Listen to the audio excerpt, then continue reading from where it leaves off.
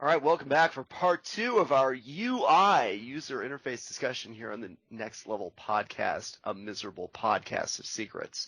You know, we started talking about user interfaces last week, and we sort of got off track, talking about things like Resident Evil and just about everything else that possibly came to mind. So we decided to pick up our discussion from last week and talk some more about user interfaces. We have, once again, Cow Disease from the Next Level forums, which you can find at the-nextlevel.com. He's graciously decided to join us again. Welcome back, Cow Disease. Here. Welcome back, Cow Disease. What's your middle initial? It's Cow what disease? Now are we going to keep... Hurtado. Jonathan Hurtado, yes. We're not going to edit out his name, are we? You know, I feel bad. You know, the last time I mentioned your name on the podcast, Jonathan, you know, I know that you work in the video game industry. I didn't know if you wanted to keep your identity confidential or anything like that. He has done nothing but reflect very well on his employer. He's knowledgeable, polite, courteous, and full of information. So I don't know why he would want to hide his identity. Okay, well let's pick this out of the bag anyway. So let's just roll with it. Well, okay. Well, Jonathan, do you want to get us started again with the user interface discussion? All right. Something you want to talk about that we didn't get to talk about so far last week? So I was thinking about, particularly we talked last week was you really don't notice good UI because it doesn't get in the way when you play games, but you definitely notice bad UI. And I was trying to think what games I've been playing recently that had instances of bad UI.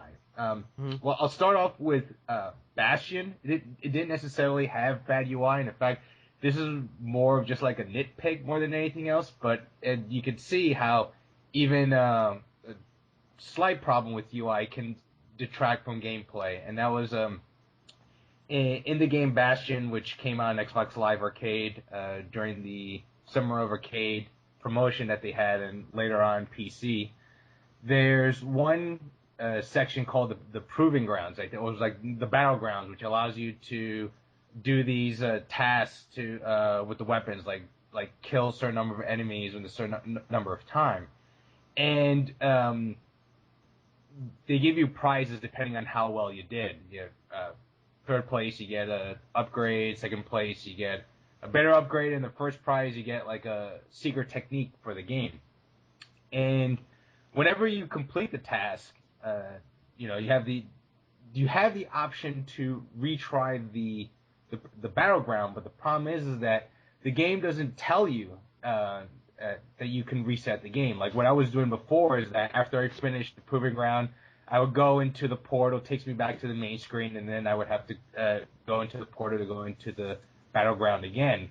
It wasn't until there was like a message during the loading screen that says there's a switch in this level that allows you to reset if you want to reset and try again. But the problem is like the switch almost looks like it's in the background. There was no UI element to tell you, hey, if you hit this thing, you can reset the level. So that right there is an instance of where if the UI isn't clear, it can slightly detract from the game. So that's but outside of that, like Bastion's a really good game. I had a lot of fun playing that. The second problem I had with UI was in Ultimate Marvel vs. Capcom 3, specifically with the life bars themselves. How many of you guys played the vanilla, and how many of you played Ultimate? Yeah, I played both. The original Marvel vs. Capcom. Yeah. Okay. So I'm gonna pick up Ultimate, just haven't gotten to it yet. Okay. Yes.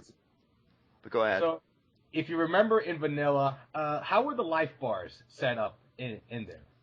They were they were up at the top. Player one would have a kind of a long life bar, like a long. I believe it was that way, and then underneath, kind of shadowed out, would be the other two people on the team, but kind of grayed out and smaller out of the way.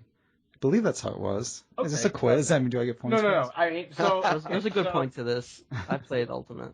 So in Ultimate, what they decided to do was they changed the order of the life bars. So now your point character, your first person on the team, is on the center of the life bars. Your first teammate, the one is on assist 1, is underneath your life bar, and your second teammate is above your life bar. Mm-hmm. Oh, So, that's really weird. Again, Would drive me nuts. Some people can argue, well, you'll learn eventually that, your first assist will always be underneath your life bar and your second assist is above your life bar, but there's no reason to do that. Like in a fighting game, you want to be able to, like, if you want to glance at your life bars, or you want to see, like, oh, who's on my team, like, who's next, you don't have to, like, relearn how, your team is ordered on the top of your screen in order. I don't know, just seeing that is just like, it's unintuitive and it bothers me. I will. Yes, and it costs you matches. I've lost matches because I said I've had one team member who's pretty fresh and one that was beaten up pretty badly and is healing. And so many times I would bring in the one that's weak, and they would just get killed because I said, okay, I want to bring in. I'm pressing the left bumper. I see the life bar at the top, and it turned out to be the wrong person. So yeah, I did mutter a few curses under my breath. I totally agree. I don't know why they did it. It's boneheaded. I will commend them though that they did though make it more clear, like, who has X Factor and what level it is. Like, for example, if you guys aren't familiar with the different levels of X Factor, if you're both teammates, you have what's called level 1 X Factor, where you get a speed boost and an attack boost. But if one of your teammates is down, then your X Factor is at level 2 when you activate it. Gives you better speed and more attack. And if you're the last man standing on your team, then you have level 3 X Factor. And the X pulse, depending on what level you are, the X pulsates different intensities regarding that. And if you already use the X Factor, then the X is grayed out. Whereas in vanilla, it was just like this red dot that didn't change. So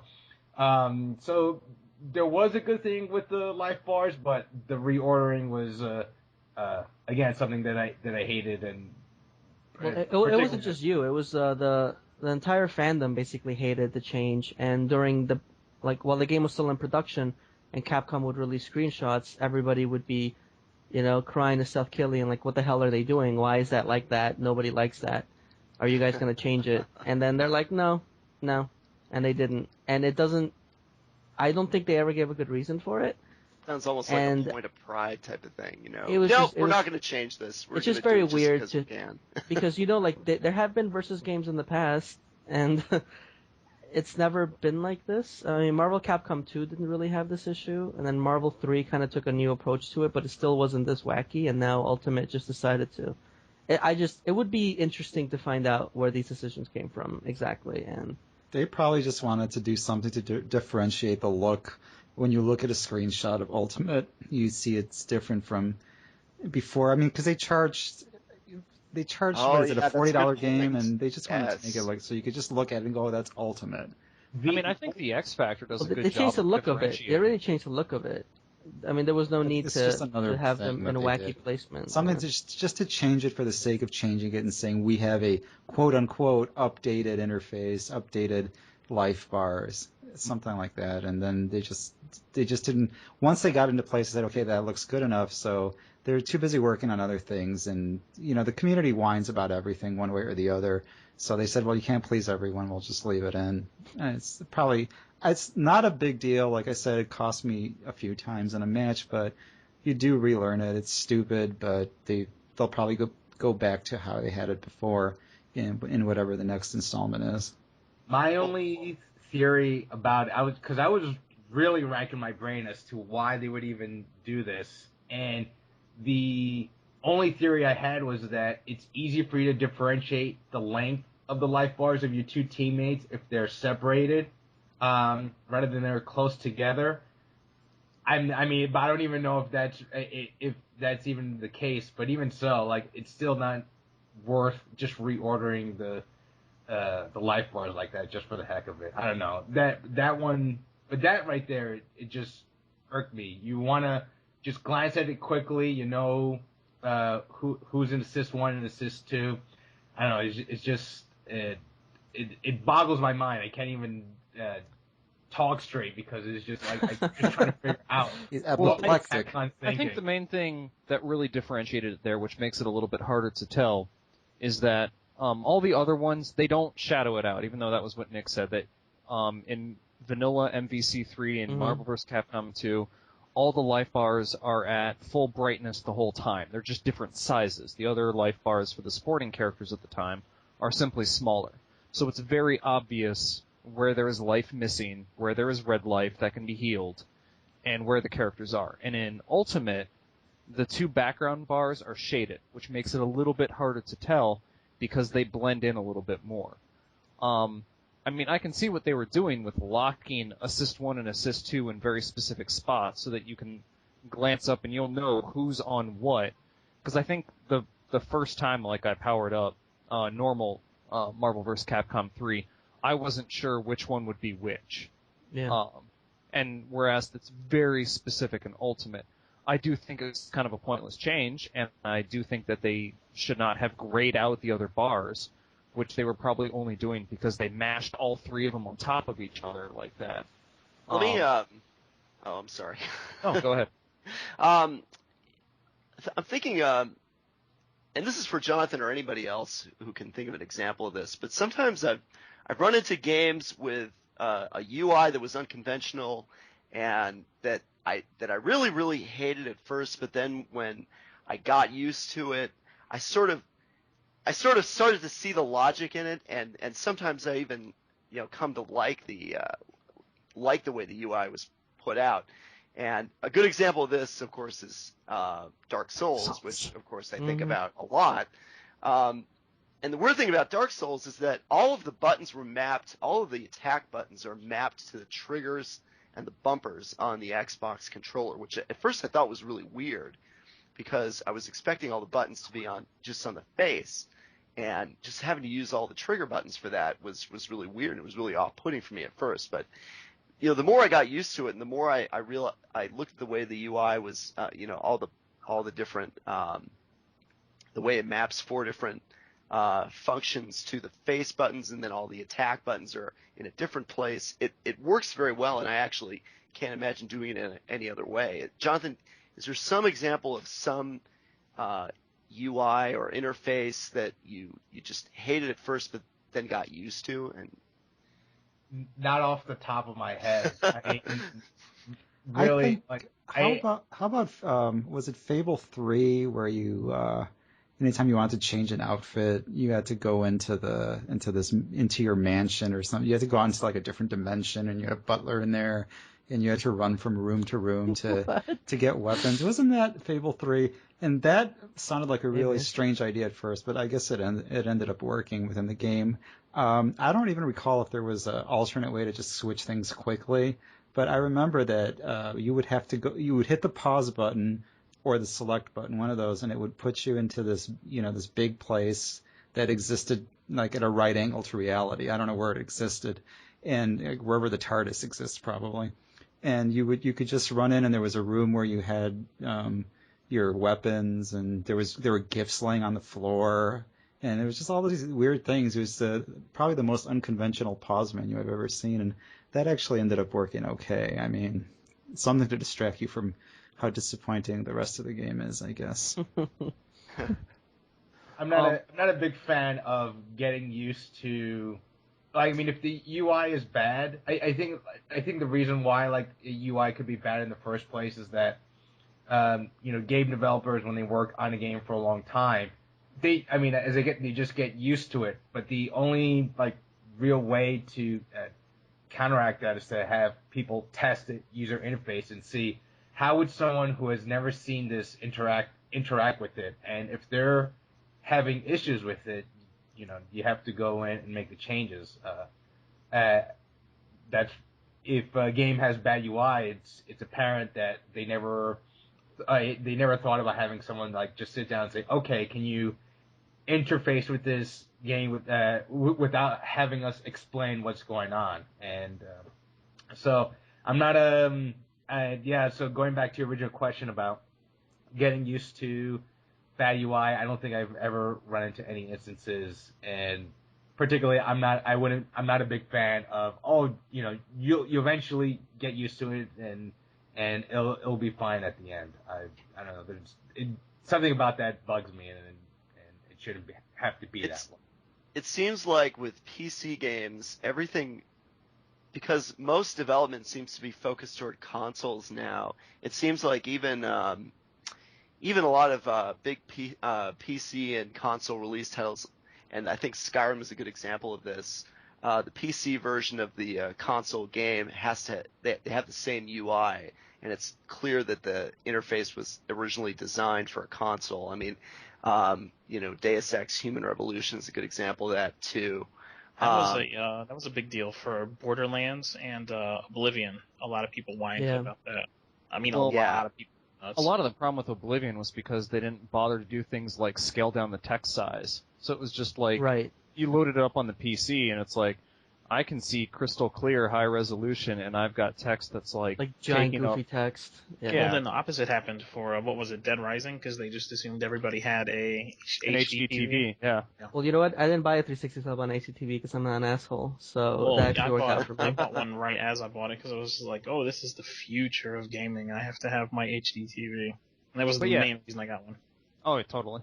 I think I must have got mine like right before my 360. But along with the whole Skyrim issue, there's a guy, Eric Schwartz, who posted up a blog on Game of Sutra, and the big thing is he goes into just how terrible Skyrim's interface is overall.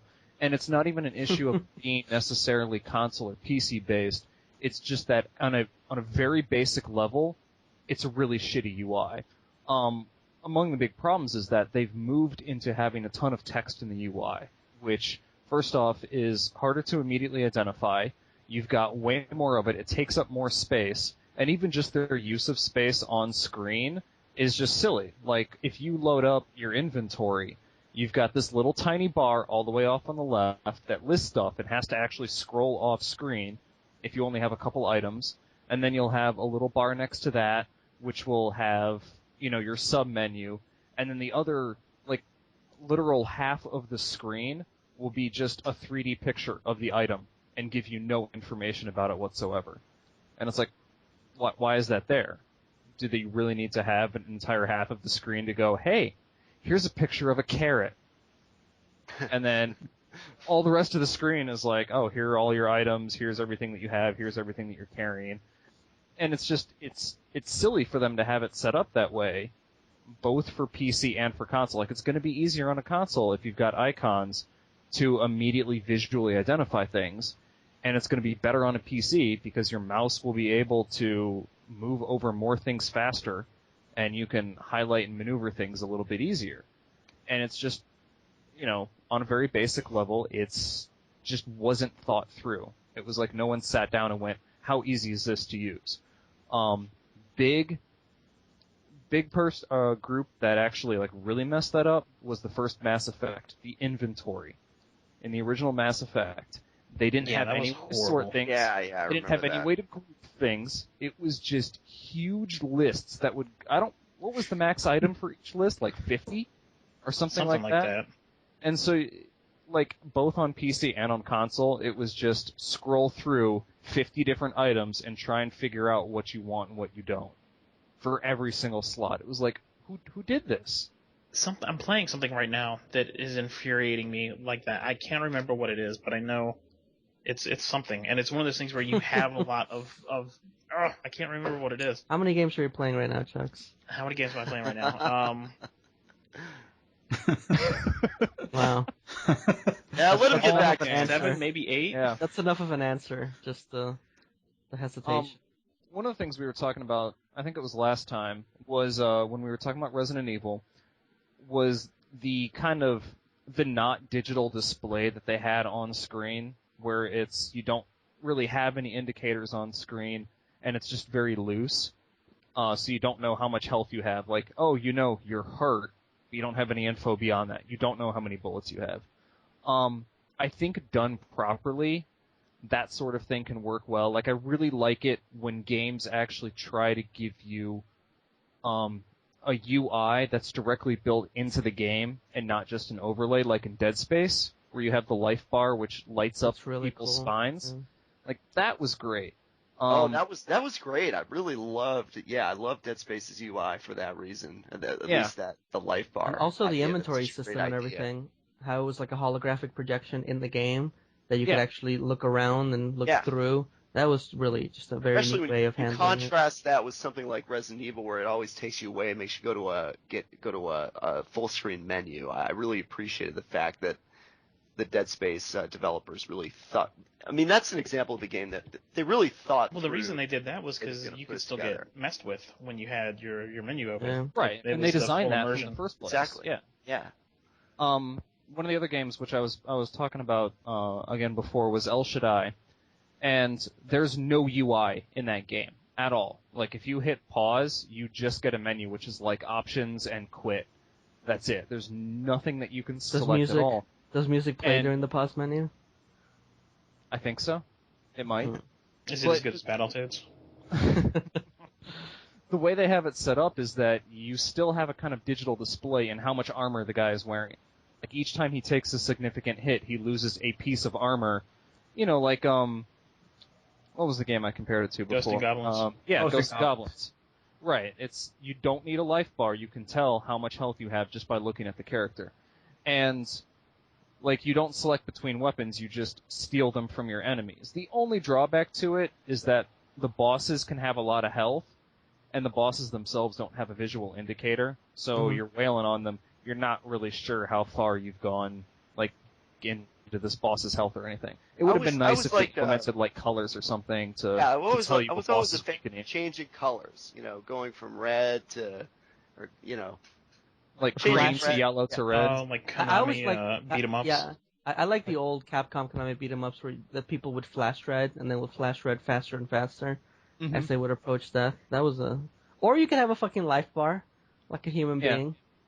I mean, you could have a life bar, but there's a lot of ways that they can show, or even just damage. Like, you know, each time you break off a piece of the boss or something like that. Like, you break off their armor or a limb or something. Like I think one of the bosses in El Shaddai, it's a pair of boars that have armor on their back. And the whole thing is that you break away the armor, and then when you've destroyed all the armor, the boars just die. Was that in the Bible? I don't remember. It was, the tale of the son who came back, the prodigal son. With the armor boars, right. But not all the bosses are like that. Like, I just fought one. I think it took me, like, probably 10 minutes to kill this boss, and there was no indicator. Like, I'm just beating on this thing the whole time. And it was like, how close am I? I don't know. But I do like it when they integrate it. I like the whole move that they started doing years ago over removing ammo counters and replacing them with ammo counters on the weapon itself. So it's like Halo, I think, wasn't it? Was Halo the first one? I remember. Well, Halo was one of the games that had that. Some I remember PC game probably had that before Halo, but I really am not. Halo also had remember. Was it a compass or a waypoint finder on the gun? Like, I thought that was really nice. There was that little arrow. No, you made that up. No, there's a little arrow. It did have a waypoint. It had a waypoint. No, that was Halo. Not on the rifle. That wasn't on the rifle. That was just on the screen, I think. Oh, yeah. No. One of them had. I think it was the AR. It might have been in Halo. Yeah, it was the assault rifle of the ammo counter. Really? Yeah. I don't know that. I think you're making that up. Probably didn't even notice it. It's this little tiny arrow that rotates around as you do. Well, who's got the remake? Chucks, you buy every game ever. Put it on. I do have the remake. Yeah, but they could have added that in the remake. Or, you know, and I can hit back and I can look at the old school. But the main thing there is that I liked that progression of moving towards integrating, like in every genre, integrating the UI into the characters and into the environment, as opposed to having a static UI just splashed across the screen. And I think that definitely helps a lot. It helps to draw people in and usually gives you just a more natural look for where things should be. And I really wish I wish more games would do that and do it thoughtfully. Like, not just sort of go, oh, we're gonna just throw a life bar on a character because Dead Space did it. Even though, Dead Space came up with the reason and worked with that. But, like, it would be nice if... Do you think that more games will go in the direction of Gears of War and so many other games where you don't really need a life bar because you regenerate your health so quickly? And I kind of like the Gears of War system where the screen turns red and it almost feels like, blood's pouring into your eyes and you're about to collapse, but then you go behind a garbage can and then the world is bright again. And of course, Modern Warfare and Call of Duty are kind of the same way too. Uncharted, I do like the that. same system. Yeah. I think we're going to see that a lot more. It's going to become maybe where the life bar was the mainstay before. I think we're going to see more of that because people like a little bit of challenge now, but they don't really like to die and repeat things over and over. So I think you'll see a lot more games where you can just chill out for a second, stand still, and your mutant healing power kicks in. So life bars might be a moot discussion pretty soon. Well, I always not like necessarily because in Resistance 3, they did away with the regenerating health. Like that one, you needed health packs for that. I mean, there's always going to be games that stick to the traditional style, but I agree. I think that we're going to see more and more movement as time goes on, just as we have been, towards a regenerating system of at least some type. I mean, you're going to get games like that or throwbacks like Hard Reset, which are like, hey, go get some health power-ups. Try that. Forgot about that game. Or Serious Sam 3, which is, like, that doesn't even have a life bar, I don't think. I think it just has a digital counter sitting in the corner of your screen that's like 147. I love it. Like, it just spits out a number. It doesn't even care what the fuck. I like it when games specifically take advantage of the platform that they're designed on to do interesting things with UI. Like, I think the first Ape Escape on PS1 was pretty good about that. The way it mapped all your equipment to the buttons, and it really did. You really did have to have like the DualShock controller in order to play the game properly. Well, it was a showcase for the DualShock controller. We should bring back the VMU, like the Dreamcast, and just have your life bars on that. Just have everything on the VMU. Yeah. Why not? And another good example too was Radiant Silvergun. Actually, I mean that was definitely a game that used the Saturn controller, mapping a different weapon to each button. It was very effective the way it did that. And so even when it came on to when they brought it out for Xbox Live, whenever I play it, I always use a 6-button controller, just like the Saturn style controller in order to play it because it feels a little wacky playing on the 360 controller. I agree. Yeah. The layout's not quite as nice. Yeah. So but if you use a nice 6-button controller, it works really nice. It's the same thing. So.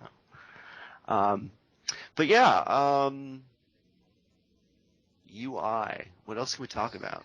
Well, I mean, when I think of UIs, like honestly, console games don't really bother me. If there's anything that I have a problem with, maybe I'll complain about it for a second or two. Then I'll be like, you know what? It would be nice if it was that way, but this is the way it is. So I have to deal with it, and then I get used to it, and then I play the game.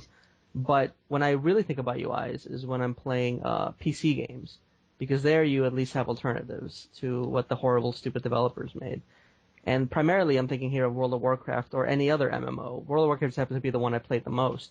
But when you're playing an MMO and you're unhappy with the way it controls, you basically have the option of making it your own. You download mods, the community really pitches in and makes changes to it. I mean, this applies to Oblivion as well, also Skyrim, anything else that's put out on the PC. You have a lot of options. You're not just limited to... Wait, you're allowed to modify World of Warcraft? Well, just a user interface to a great extent, I would say. Oh, really? Yes. Well, EverQuest didn't used to let you do that, which was when, people started making this stuff in Warcraft. I was really floored by it. Right. And it's huge. I don't think I could play Warcraft with the default UI anymore. Exactly. I'm not just saying that to be play the game. like an elitist or anything. It's just, it's so bad. Now you're talking about some kind of because the only MMO I've really played for a long time is Guild Wars, and you could change the interface around, but all you could do is just move around elements, make this bigger, make that smaller. Well, But you shut up for a second, I'll tell you exactly what I was talking about. Oh. I'm just kidding. You're just threatened because I brought up a superior MMO. Yeah. Or which is not really an MMO, but a superior gaming experience. Well, all right. Well, first of all, I mean, it ranges from giant changes to very small changes. Like, whenever an enemy gets close, in the default UI, I think you can have their life bar come up, and it's a very, I think there's a button assigned to either having life bars above enemies' heads when they're at a certain range from you, or not having life bars up. And well, then don't forget, a lot of that stuff they didn't add in until after people made it and made alternate forms of the UI. Yeah, definitely. I was going to make that point that Blizzard has been very intelligent about the entire process because they actually pay attention to what mods are doing with their game. And not mods like moderators, but mods like changes to the game. And if anything is actually a good idea, they will incorporate it, aka steal it, into the very next patch. Like, it'll just be a part of it. They usually don't have as many options as the mod does. It usually doesn't do as great a job, but at least they're trying, and it definitely is nice to not have too many things loaded at once and then have to upgrade your UI every time a new patch comes out and makes everything else obsolete. So the more things they incorporate into the game, the more thankful I am, because it means less actual work for me and more just playing. But I know, like, initially they had no indicators as to when you yourself are taking damage, or stealing aggro. Yeah, or taking aggro, which is, when the monsters become more interested in you than they are in the current tank, who's the guy that's supposed to be taking all of the damage. Or there's lots of little things that the basic UI never showed you. Now, they could have been on purpose. That could have been a design decision that, hey, we don't want them to know exactly how much threat they have on the enemy. We don't want them to know when they're taking hits of damage and and how much. But people are like, no, that's stupid. And they made their own interface where these things do happen. So you can modify the game so that when you're taking damage numbers are flying off your head, and you can even modify how they fly off your head. They can go straight up. They can rainbow arc off your head, like if beads of sweat are flying out of it, instead of little numbers just popping out of you, which is what I had, which is hilarious. But, I mean, there's so many different things. There's the life bars that you see for enemies when they get close to you. The one we use right now, what's that one called? Because it's amazing. Yeah, I guess you guys don't play anymore. I don't know if you were around when we got when the new little life bar mod came out. I don't remember. The last thing I used was Pearl. No, I got rid of I've gone through so many life bar mods. Yeah. I could probably pull up my old mod Tiny folder. bars. I think it's called Tiny Bars. Yeah, there was that. That one was good. It's so good. Tiny plates, or tidy plates. No, I think it was tiny. It was tiny plates. Is it tiny plates? That reminds. Because I remember it makes it. It's like you were saying. If you look at the Blizzard one, it's like the enemy's name is really big and stupid. Then you have this giant fat bar. It doesn't give you any information aside from health. If you use tidy plates or tiny plates, it uses a really nice font, a very small bar that looks super classy as a bar can as a rectangle can fucking look. And then it changes colors depending on different things, including how much threat you're doing to the enemy. So you kind of get an idea of what's going on. And it also, since I'm a Shadow Priest and I put dots up, I put damage over time spells up, so I have to keep them up. Every enemy that's near me that has this little tidy plate also has a small icon of whatever spells I currently have on it. So I can keep track of multiple things at once without really losing my focus on the main screen, which is the main point of a lot of these UIs. Because if you leave it alone, Blizzard would have your health in the upper left-hand corner. It would have your buffs in the upper right-hand corner. It would have it's just everything would be in very weird places on the screen. And since you're playing a PC game at high resolutions, these are small icons, all very distant from each other. And the main focus of the game is, of course, what's happening in the center of the screen. So what a lot of these do is kind of bring that information up in more natural settings, such as above enemies' heads, above your own head, a little bit to the left of your character, a little bit to the right of your character. Just many different ways of making the game a lot more playable. Well, and the main thing to say about all of these different mods were they're not doing anything that breaks the game. If anything, they were making you more efficient and using scripts that were already happening that you might not have been aware of. Right. This It's all worked out very well. This segment of the Miserable Podcast of Secrets was brought to you by Tidy Plates. Tidy Plates. Improve your World of Warcraft experience. It is really good. It's one of the best mods I've ever used. I actually got rid of X-Pearl. I got rid of all the big UI changes because Warcraft has caught up as far as I'm concerned. I got rid of the game, so... Yeah, that's good. But it's caught up in terms of having your little raid windows open. I mean, I don't want to get into this because then every time I mention something, I have to explain it like from scratch because you guys never played this shit. So I don't even want to get into most of this, but they do a very good job of keeping up with the mod community, and the mod community does an excellent job of making the game better, and it's kind of fed off each other to make a very, very playable game, where once it was a kind of clunky experience when it first started. So it's very impressive. And also Blizzard would have, just one more thing, like, you have so many abilities, so many different things you can do at any one time. And if you use the default Blizzard UI for this, which I don't anymore, this is one thing I still change. You would have, I believe it's 2 bars in the lower left, 2 bars in the lower right, and then 2 bars on your far right of the screen. I don't think there's anything on the left-hand side of the screen. So you would split up your abilities between all these different places. Now and they would be big. They would be kind of big-sized icons. I think they actually let you scale the UI nowadays. I haven't used the default UI in a while.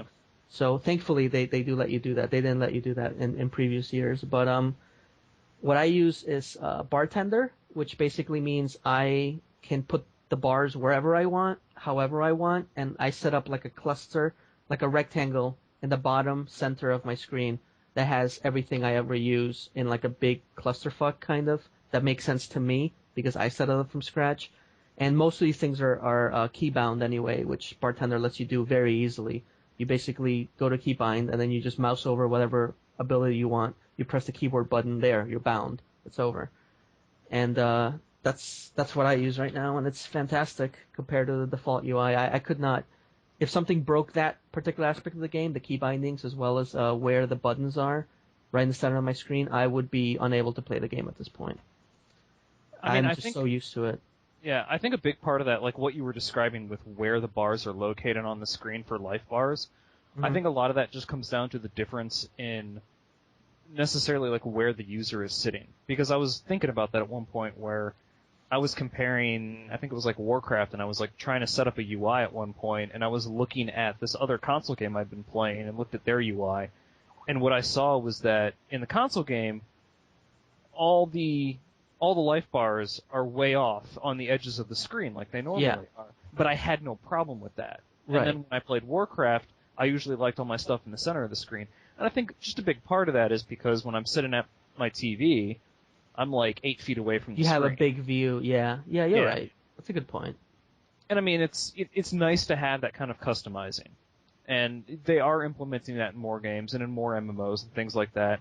Like, I don't recall if Guild Wars launched with the ability to resize everything. They might have. But I know that's like, it's a fairly natural thing in other MMOs I've played. Like, you just hit a button and your entire screen just turns into windows that you can stretch and move around and resize. You know what didn't have that? And I found it completely fucking unplayable and garbage because of it, was Final Fantasy XI, the worst MMO ever made. I'm sure it was fun to play on the PlayStation 2. Or if you had a way of using a PlayStation 2 controller on the PC. This is back before the 360 controller came out for me, I think, when I tried it. So I didn't have a 360 Windows controller. And I don't know if it would have supported it back then. Controller. But if you try to play the game with a keyboard and mouse, good luck, because it was not designed around it, and it runs like, oh my god, it was so unintuitive, so stupid. You couldn't even use your mouse for most of these things? Are you in the throes of pleasure over this? Or no. In the throes of hate. Let me throw out one more question to everyone else. What? Hi, I'm talking. No, please interrupt him. Please, he's ranting. Anyway, whatever. You have to use a controller. You had like menus and sub-menus. Just like picking an action in Final Fantasy 3 kind of on the console, you know? You would be like attack, fight, or fight, attack, this spell, like healing spells. It was like there's sub-menus under sub-menus, which makes sense with a controller, but when you have everything available to you on the PC, it was so stupid. They just didn't even make an effort to try to make that game a PC game. It was very, very horrible. But anyway, keep going. You can now. You can left. All right. Good. Sorry to interrupt you mid rant. I I was just going to ask Jonathan and everyone else. I feel like I've been playing a lot of iOS games, a lot of iPad games, and I really like the way a lot of games utilize the touch screen to elegantly design the user experience. I especially enjoy playing like strategy RPGs and like tactical RPGs on like an iPad. Just being able to touch and say exactly where I want something to go, I think is really nice. Do you think that touchscreen interfaces are going to change the way that we play games? Do you see any way in which that's having an effect on game design? Do you really want to sit that close to the TV?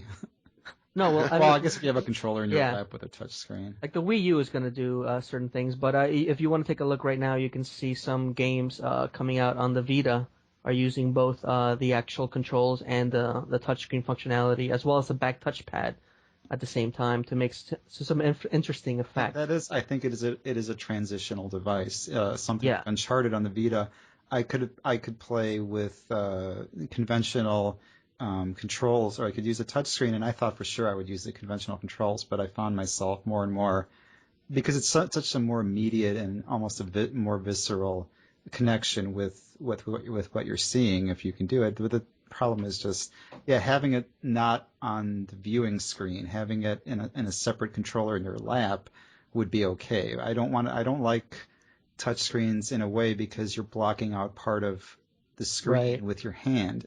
And that works okay for simpler games, but if you've got a million things that you need to keep track of, if you've got a display that you need to monitor, and it limits where they can place things because they got to accommodate your hand being in the way. So I think it works okay for simpler games, but if you can separate it from the screen, I think it is the wave of the future. It'll open up gaming even more to people that wouldn't game before, if there are such people left. Yeah, the back touchscreen's a nice concept I wouldn't have thought of. I saw somebody, I spent the launch night for the Vita in Japan. I watched a feed pretty much all night long of some dude from some gaming website just playing all these different games while I was jerking off. And one of the things he played was Hot Shots Golf. I forgot the name of it in Japan, but there was this really weird option that you can use your thumb on the touchscreen and use your index finger on the back touch panel. So you're kind of pinching, and you can pick up your character and wave him around and then drop him again. It had no purpose whatsoever. It was just kind of funny. There's just no point to it whatsoever. But it was just really funny, I thought. So, I don't know. I think, as I recall in Uncharted, you could chuck grenades and projectiles with the back touch screen. Mm-hmm. So while you're running and while you're aiming your gun, you could get ready to throw a grenade, and you can just kind of flick it in the arc that you want, and it's just really effective. So I'm excited that, as I said, I think the Vita is a transitional device in that regard, because it's going to mostly use the buttons for most stuff, I guess, but eventually we'll see some exciting things in that regard. But I want my holodeck. I don't know when we're getting the holodeck. As long as things are accurate and they are not delayed, are my two main problems with inputs. Like as long as these two requirements are met, I'm happy. And motion controls right now meet neither of these requirements. They're neither accurate nor are they timely. They always feel a little delayed, and I'm just not happy with that. Like playing Zelda even is probably one of the best motion games out there. It's still not good enough for me. If I'm messing this up, if I feel like it's on the control side and not on my side, even once a game, it's already enough to put me off it. I don't know. Yeah. So the touchscreen seems a little better, but again, I just don't see. I guess we'll have to wait and see what Nintendo does with the Wii U. The Vita is doing shit right now that's pretty impressive, but it's up to the developers to really find innovative ways of using this and not just replacing buttons with a touch, which is, I think, what they're going to do for a while before they start really coming into their own.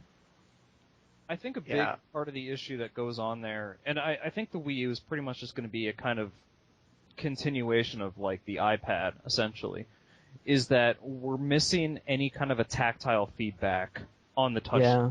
Like if there was some way to implement that, be it like a way to have certain raised sections on the screen so that it could feel like you're pushing a button, they could really start to move past just the current touchscreen interface and be able to do things like have a touchscreen interface and a separate screen that you look at, and be able to recognize where your hand is at all times, as well as being able to play a little bit better directly on the screen and know where the buttons are. Because I mean, I've played a lot of games with controllers, and they tend to suck because of that. It could be something like an Apple touchpad type of thing, where you use you touch the pad, you move you use that as your basic mouse, and then you just push it to actually click onto something. So it could maybe be a combination of that, like a clickable screen. Yeah. I mean, everyone who I know who has a problem with touchscreen, it's usually because of that tactile feedback. They aren't getting that response that they want. Like, you push something, you expect a click or something to move, and instead it's like you push a touchscreen and nothing happens, and you just hope a response comes out, and you hope your hand is in the right spot. The first time I remember, I think it was probably when the DS first came out and it had Mario 64 as the launch game, and they wanted you to play with the analog stick being emulated on the touchscreen, and it didn't work out at all for me because you really had trouble just keeping track of where your thumb was exactly. Yeah. It was just a really bad idea from the start. Like, you would need some kind of tactile feedback. I really don't know what you can do in regards to that. That seems like... I mean, are people working? Is there any kind of solution to that? Offhand, I don't know. I mean, my only thought was... like actually having the ability to, like, where you would have a screen mapped out and then something underneath it that could actually raise up sections of it, essentially. Or, like, you know, the top of the screen could actually remold itself. But, I mean, I have no idea how they would do it, but I don't think that the touchscreens are really going to replace standard controllers completely until we can get to the point where... Yeah. Because it's like, I mean, people are always going to want I pushed this, I know that I've pushed this. I mean, definitely for stuff like Angry Birds, of course, it's like, hey, you drag your finger, you look at what you're doing, that's totally fine. Well, that's because you're staring at it. With the Wii U, I assume you would be looking at the main screen while using... I just figured it's a console version of a DS, is the way I saw it. Because the DS, you have the main action on the top screen, you have the touch stuff on the bottom screen, and this is just them saying, we got to make a console now, let's make the DS the console, which is you have your TV as your main screen, and then you have your controller as your second screen. And I figure they're going to use it in exactly the same ways that you've already been using the DS, except you can put it on the floor and then golf off of it. I was about to say that. Which is a stupid concept. It's a proof of concept that's never going to be anything. You can you can dance on it. I think it's going to be a little dance pad. So you can, no. It's just 1 foot that glows every so often. Step on it. I just don't, that looked like a proof of concept thing to me. It didn't look like it was going to be a real game or anything. It was just like, wouldn't it be cool if this? And it's like, not really. And they're like, oh, okay. It'll probably make sniping easier on a controller like that. Yeah, does a controller have the whole you tilt it and things happen, like a motion sensor? Gyroscope? Gyroscope things, I don't know. Do you guys know if the Wii U controller has gyroscope? I really don't know. I'm gonna assume it does. Let's just say it does. Whatever. I'm not a fan of that kind of control, especially on a handheld. Like, having it on the controller is okay, like the PS3 controller, that's kind of neat, I don't want to... It's not accurate enough for me to want to really play with it, but it's a neat idea. I played Flower like that, and I was fine with it, but I don't want my handheld to have motion controls, because I'm looking at the goddamn screen. Like, do you really want me to just wave this shit around while I'm looking at the same screen?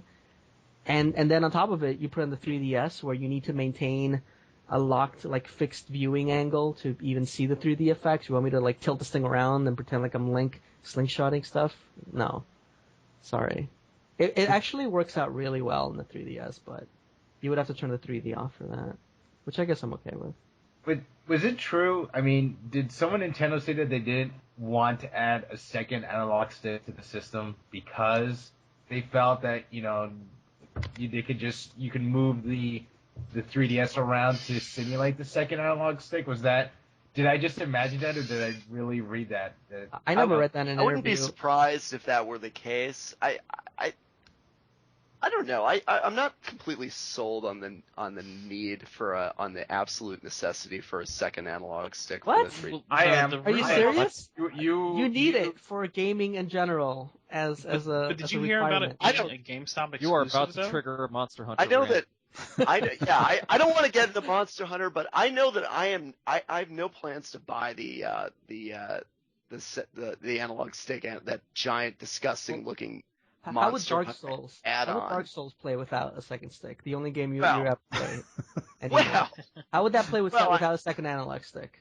Well, more shit. But you wouldn't be able to play that. I mean, I wouldn't expect to play it on a 3DS, but I don't necessarily want to play Dark Souls on a 3DS. Like, I want to play any other game you want to play. Different types of games on a 3DS that. You know what sucks? No camera control on Skyward Sword. It sucks so much. You have to keep hitting the stupid Z button to make the camera swoop around jarringly to behind Link's back. And, I mean, it's every second. You're like, what's over there? Zoop, zoop. Oh, okay, nothing there. Let me go back to where I was. Zoop, zoop. And you have to hear this fucking zooming noise every time, and it's miserable. It's miserable. It's a miserable thing to have to do. And not having that stick. I'm pretty sure if Wind Waker and Twilight Princess had the stick on the GameCube, so in your face, Chris. But anyway. But if there's going to be a 3DS Lite, I think they're going to redesign it with the second analog stick. I mean, it's because that second analog stick attachment is just atrocious. Do you want to hear the best parts about the analog stick add-on that you may not already know? That makes it even better. You may have heard that it requires a separate battery, and it's a AAA battery, so that's already awesome. God, and good battery life. At least it's not a watch battery. And it's not compatible. It's not just a simple pass-through. It doesn't just have like a plastic pass-through, so when you press a button on it, it pushes the R button on the system itself. It has some kind of weird software thing. So if you were to go from playing, say, Monster Hunter to playing Mario Kart, the R button wouldn't work. You need to take it off to play Mario Kart. I'm not saying keep the thing on all the time, but it's kind of funny that you can't even play games that don't support it. So you would need to remove it and put it back on. It's not something that I see myself needing. I mean, I'm not going to play. I'm probably not going to play Monster Hunter on my 3DS. So I just want to avoid it as long as possible. I think Resident Evil is the analog stick title in the US. I don't think it's going to be Monster Hunter. I think it's going to be Resident Evil. So. Whatever. Some podcasts we concentrate on the secrets part of it. This is more the misery part. This week it's the miserable part. Not so many secrets this week, but a lot of misery. Special holiday podcast. So I think the conclusion we can draw is that if you have things a certain way, like what Capcom had with Marvel vs. Capcom with the life bars, you can present new things. It's great, and it might turn out to be better after people get used to it. But it's not a good idea to take things away from people when they're used to it. You just like there's a remixed mode for music and the blue shadows and whatever. If you take something out, but there's a menu option to go back to the old way. I think a lot of these things can be avoided as far as sequels. And then I don't know.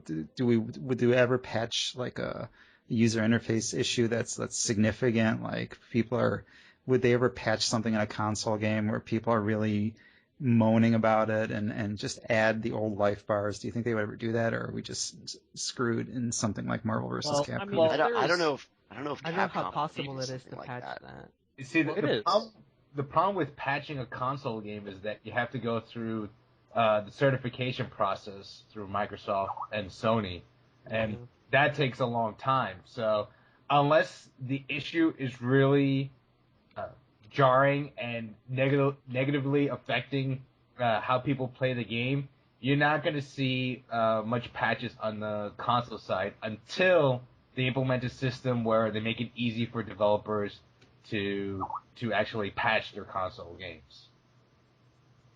Okay. Well, here, Nelly Furtado, weren't you working on an actual MMO? Was it that?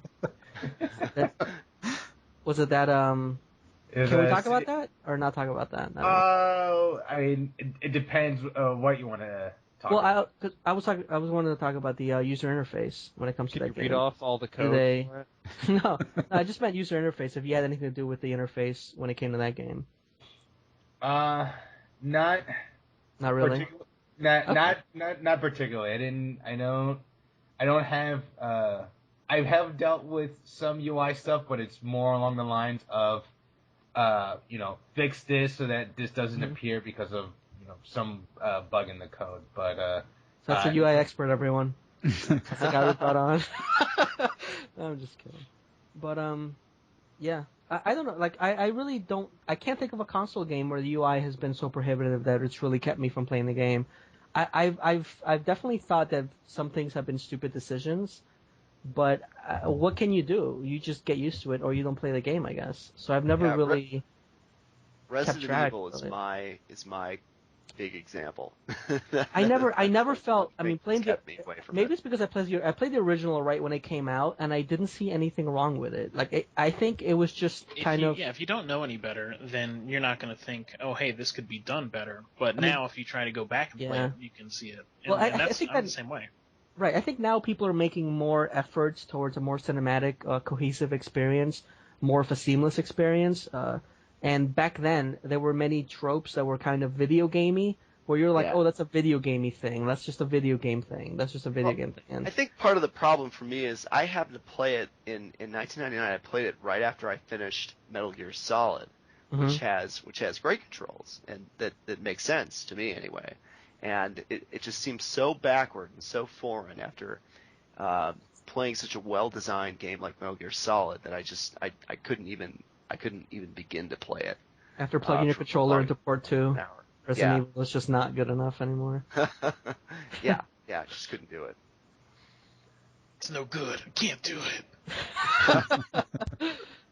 I don't know. I didn't really. I mean, I guess I think Resident Evil 1 was my first PlayStation game. I got the PlayStation and I got Resident Evil 1 at the same time. And I that's just what I knew from the start, so maybe it didn't seem that foreign to me. And if it were to come out right now with that exact same interface, it would be very annoying. But I just honestly never even gave it a second thought. It's just like, that's just the way it is. And I think that's how I feel about most console games. That's just the way it is. Because there really is no alternative. There's no one really showing you, hey, try this. Maybe this is a better way to controlling the game. And you're like, oh my god, you're right. Like there is on the PC, which I think is a big part of PC gaming. The tinkering, the constant changing, tinkering, moving things around, that's a big PC game thing. That's just never present on consoles. Shall we move into our ho-ho holiday edition of what we've been playing? I think so. Shall we start with Jonathan? Jonathan, let's start with you, our special guest. So I actually played 3 games. The first was, and I referred to earlier, was Bastion. Actually finished it last night, and for the $5 that I paid, it was definitely well worth it. It's How long did it take you to finish? According to Steam, it said about 9 hours. I did do a little grinding. There's sections. There's some sections where I forget what it's called, but it like goes over the backstories of some of the characters in the game. But I primarily did A because I wanted to test out some of the different weapons. B, I needed the more experience points. And C, it still was a lot of fun to just like go in and just start messing with all the enemies, especially in the Bastion game. There are these gods that basically they're like difficulty modifiers. They're like skulls in the Halo game, which makes the game harder. So you can go through those sections with more and more of these idols invoked, and it grants you more experience points. So nice. Been so Bastion. If you see it on sale, is it worth it? $15? Probably. It's a short experience, but there's no filler in there. So I didn't realize the game was that short, but if it's a good 9 hours for $5, definitely that's a good buy. And there is a new game plus as well, and you certainly aren't going to find everything in your first playthrough. So I'm definitely going to go through the new game plus. I haven't played it yet, but supposedly you have all the weapon upgrades that you did are still in there. And that was the other great thing about Bastion is that every level they always throw like something new, like they give you a new weapon for you to try out. So there's there's no like dull moments into the game. It's always go to this new level, and you might encounter a new enemy, and he's this cool weapon. Oh, you got this flamethrower thing, awesome. And, it's just like stuff. It just keeps throwing more and more stuff at you. So, Bastion definitely recommended, especially if it's on sale again during the Steam holiday sale. Although I know Mizzo, you talked about it. That's more of a game that you would prefer to play on the big screen TV than the computer, right? Bastion, yeah, it definitely is. I don't know what my criteria are for that anymore. The lines have been blurring heavily the last few years, but Bastion, for me, still firmly feels like a console game. Even though I could play it on the PC with my 360 controller, and it would probably be exactly the same. But for me, I would prefer that on the console. I don't really know why anymore. It wasn't that big. It wasn't that big of an issue for me. I just hooked up. I have the Microsoft wireless dongle receiver, so you can actually use the 360 wireless controller. So it's fine either way because I'd rather pay $5 than $15. So, but yeah, I understand. But so that was one of the games I played. The other game that I just actually finished earlier today was Portal 2 co-op. So I had a chance to go through the co-op missions with a friend. I mean, we were playing it on and off for like a few weeks, and we just finished it today. And nice. Definitely an enjoyable experience. I still need to go through that. I need to find someone to go through that with me. And I love Portal 2. I think they were a little too tame with it. They didn't really. I figured the difficulty would ramp up at a certain point, and it never kind of did. So in a way, it was good because it was a very steady increase in difficulty, and it just kind of never really ramped or never really went up. But then again, I never felt like I was challenged by the game. I mean, like mentally, sure, I had to figure out the puzzles, but there was never a point where I was like, I need to run and jump and do this in a very quick manner, or else I won't be able to do it. And I don't know. I mean, you die, you come back right away. There's no reason not to challenge the player in a game like that. I just don't understand the only explanation would be that because they did release Orange Box on the 360, so there's not that excuse as like, well, it's on the console, so you can't do all these crazy actions. But that could be part of it. I think it's too much playtesting. I think as you bring in too many people, I mean, I guess if there is such a thing as too much playtesting, you bring in too many people complain about how hard it is, you end up toning it down a little bit too much to kind of appease every single demographic. When honestly, the more people play your game, the better they will be at it. And I think requiring a little bit of practice to be able to do some of the end game stuff is not unheard of, especially if you're sitting there playing a game for the last 10 hours, 12 hours. You're going to be significantly better at that game by the time you're done than when you started. So I think it's fair to ramp up the difficulty. And if someone just comes in and tries it out and they're like, it's too hard, I couldn't make the jump, it's like, you know what? Put in a couple of weeks worth of playtime and maybe then you will be able to make the jump. But you don't really, it's just too much focus testing, I think, is the way I feel about it. Not sure if it's true or not. I'm just irascible and old. It's definitely a good point, yeah. It's a good point. I mean, I don't think there were any levels that, was frustratingly difficult. I mean, there were a few that you had to like go through, like there was one where it was kind of like not a maze, but it was just like a very complex sequences that you needed with the funnel in order to get through. And if you're not careful, you fall into the spikes, and there was timing involved. And you really need to rely on your co-op partner and good communication skills are needed to get through. Yeah. So, but I could definitely see that because but there weren't anything that was like, man, this is really hard. But otherwise, it was a good extension of the Portal 2 story. Glad to send some very funny things, and overall a very enjoyable experience. And the third game that I played, actually it played a little bit, was Beyond Good and Evil HD. Yes. Unfortunately, yes.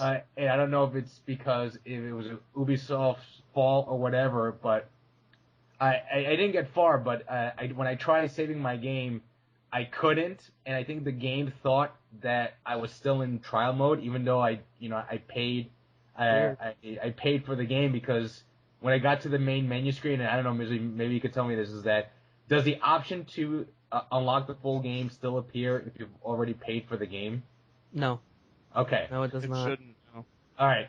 So then, fortunately I didn't get far, but like I couldn't save the game after playing for about half an hour. I mean, part of it was just like looking around the environments and such, but I'll probably get back into it. Hopefully, maybe over the holiday break, we'll see. But so far, I mean, I am in the mindset like, okay, this game was made back in 2000. Yeah, you need to have that, I think. So like with that frame of reference, I'm like, okay, I see what they were trying to do, and I mean, I'm still interested in the world, so I'm hopefully the save bug will be resolved the next time I boot it up, and then I can play the game properly. Well, did you buy it? Are you playing on the console where you purchased it? I played it on the Xbox Live Arcade, like back when, what was it? It was this Cyber Monday sale where it was like for $3. I'm like, yeah hell yeah. I only ever had problems with one game, and that was Braid, where it thought that I didn't buy it, but I had bought it. Braid was kind of being a little bitch about it, but that's the only game, and I think that was just because I purchased it on a different console, and then I didn't switch the license over. That's the only time I've ever really had an issue with that kind of thing. I think what happened was that I downloaded it, and then the download got interrupted, and then when it resumed, there was some issue. I don't know. I'll have to look back into it, but regarding games, if you sell anything for $5 or less, more than likely, if even I have a remote interest, I'll throw money at it and get it. So Beyond Good and Evil definitely fit that criteria. Yeah, I keep that in mind. So Dead Space. That's right. I guess I'll go next. I've been playing a bunch of 3DS games this week, partly because of a bunch of the Game Boy Advance Ambassador games were finally made available this week. So those of you who've not downloaded them yet should go out and download them. I've been playing Wario Ware, the original Wario Ware, which Nintendo smartly included among the Ambassador downloads. It's still a really great game. I still enjoy. Yeah, I still really enjoy just, especially playing at the higher levels. Some of the games that you unlock, once you beat all the different challenges where they throw all the really high level, they throw them all at you really fast. It's such a great, clever little game, and it's sort of one of those games that sort of predicted the success of the super casual iOS game market that Nintendo's having such a difficult time competing with now. Like a lot of these like Angry Birds type of games are all sort of modeled after the very simple, casual games that came out of WarioWare. That ironically, Nintendo made all this money on these WarioWare games, and now they're having problems, finding their place in the market because that type of gaming was so successful. But yeah, it's just a really simple game, really great to pick up and just play around with whenever you have a few minutes. And so I really enjoy that. I also started playing Shinobi again for the 3DS. Still a pretty good game. I still think it's very very heavily skill based, and it's a difficult game but fair.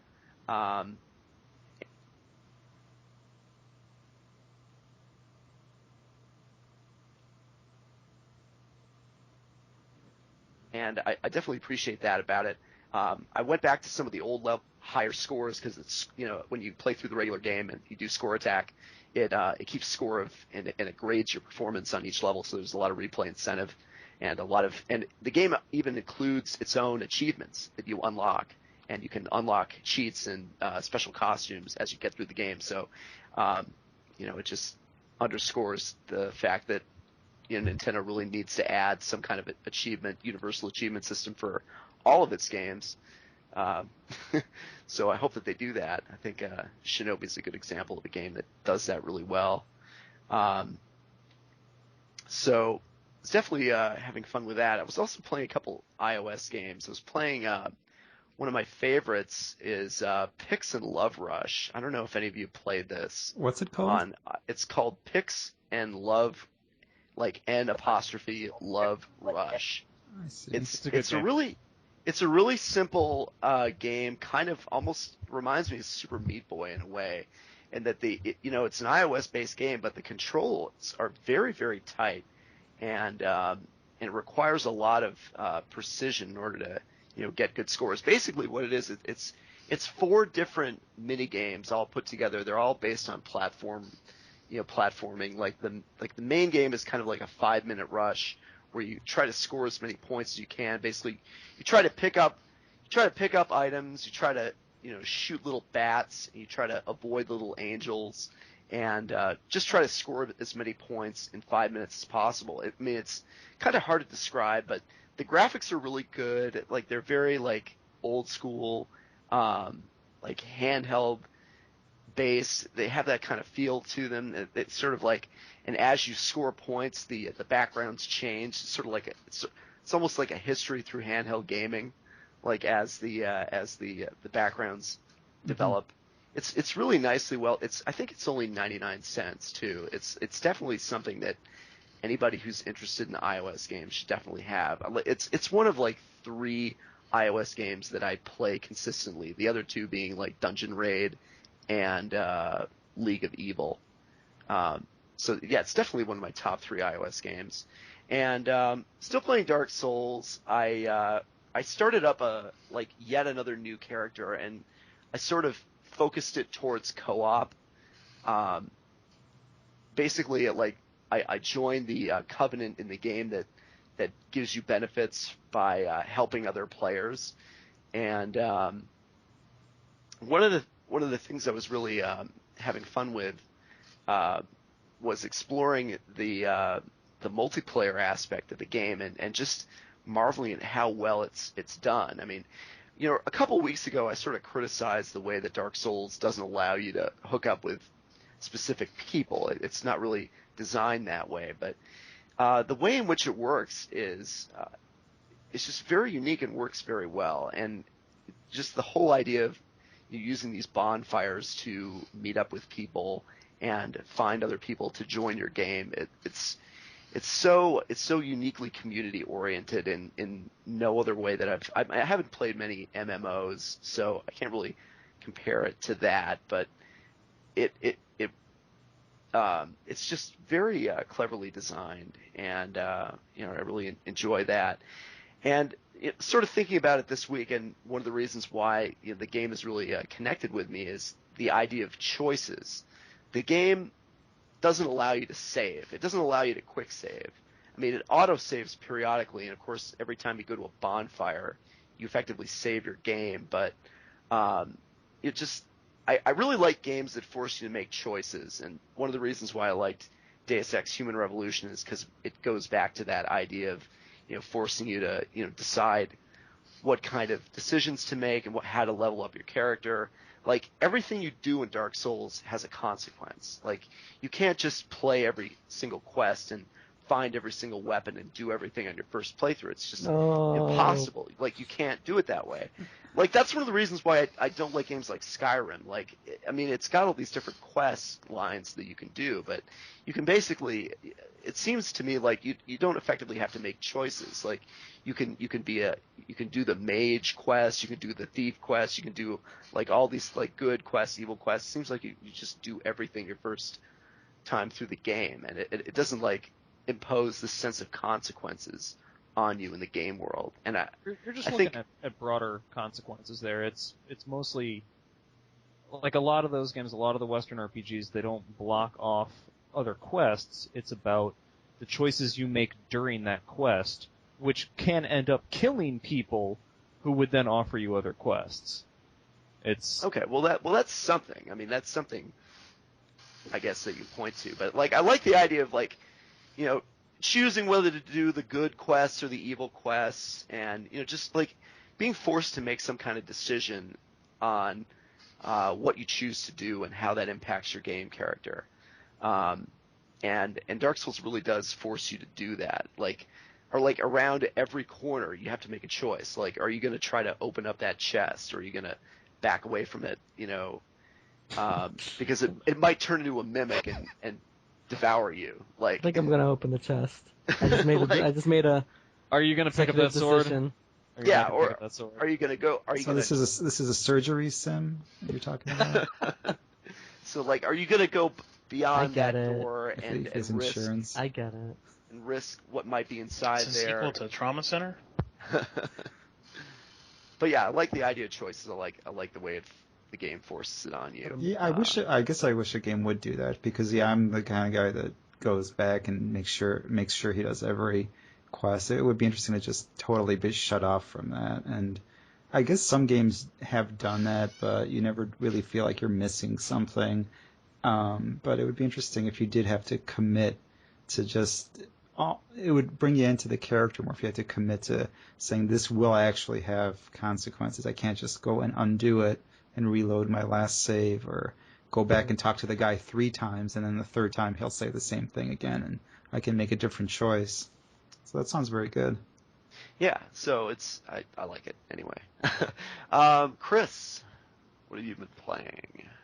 Well, I've pretty much just been playing 2 things this week, so I was working on finals and stuff. One of them is To the Moon, which is an indie game that's pretty much just like a visual novel. The gameplay is almost completely non-existent. It's like a point-and-click adventure. You're just kind of steering to hotspots and doing really simplistic puzzles every once in a while. And I'll kind of start off with more of the bad stuff, which is that number 1, you're not really playing much of a game, and number 2, a lot of the dialogue is kind of forced, especially with the scientists whose point of view it is that you as the player are going through. Their dialogue is not very good, and often stilted, kind of awkward, interrupts at weird times and things like that. But as a visual novel game, it was otherwise just fantastic for me. The story for it is really good, and they actually managed to pull off the execution of that story really well. I played through the whole thing in one sitting. I don't know how long it took me. It's like 5 or 6 hours long. And it was fantastic. It started off, it was pretty much paced like a movie. It started off a little bit slow. It took a while to get going. And then eventually, you hit the climax, and it just sort of builds from there. And overall, it was, once they really started into the later sections of the game, it really got to me. And I have bad things to say about it, but really overall, it was just completely worth it. I would highly recommend it to anyone who has any kind of interest in Discussing time travel stories or any kind of memory alteration stuff. It's a really great concept, and they did a good job with the story. The writing could definitely stand to be patched up, and from the way that they handled part of the ending, I think they want this to be a kind of episodic thing. And the storyline is pretty much there are these scientists who reconstruct people's memories when they're on their deathbed to try and give them a happy life. So it's easy for them to be able to write more sections to it.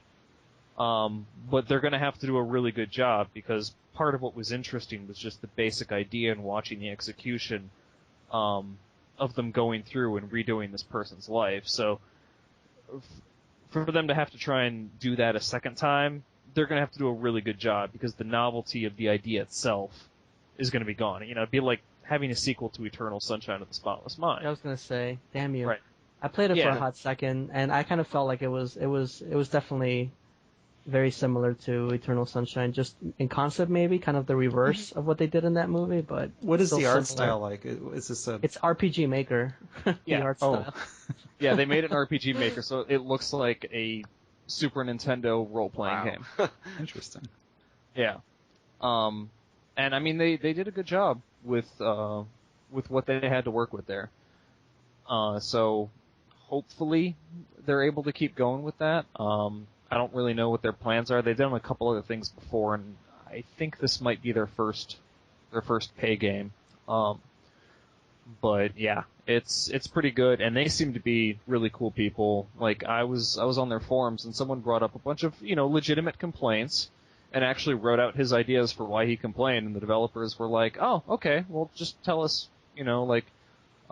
what your credit card number was, like PM it to us, and we'll go ahead and refund your money."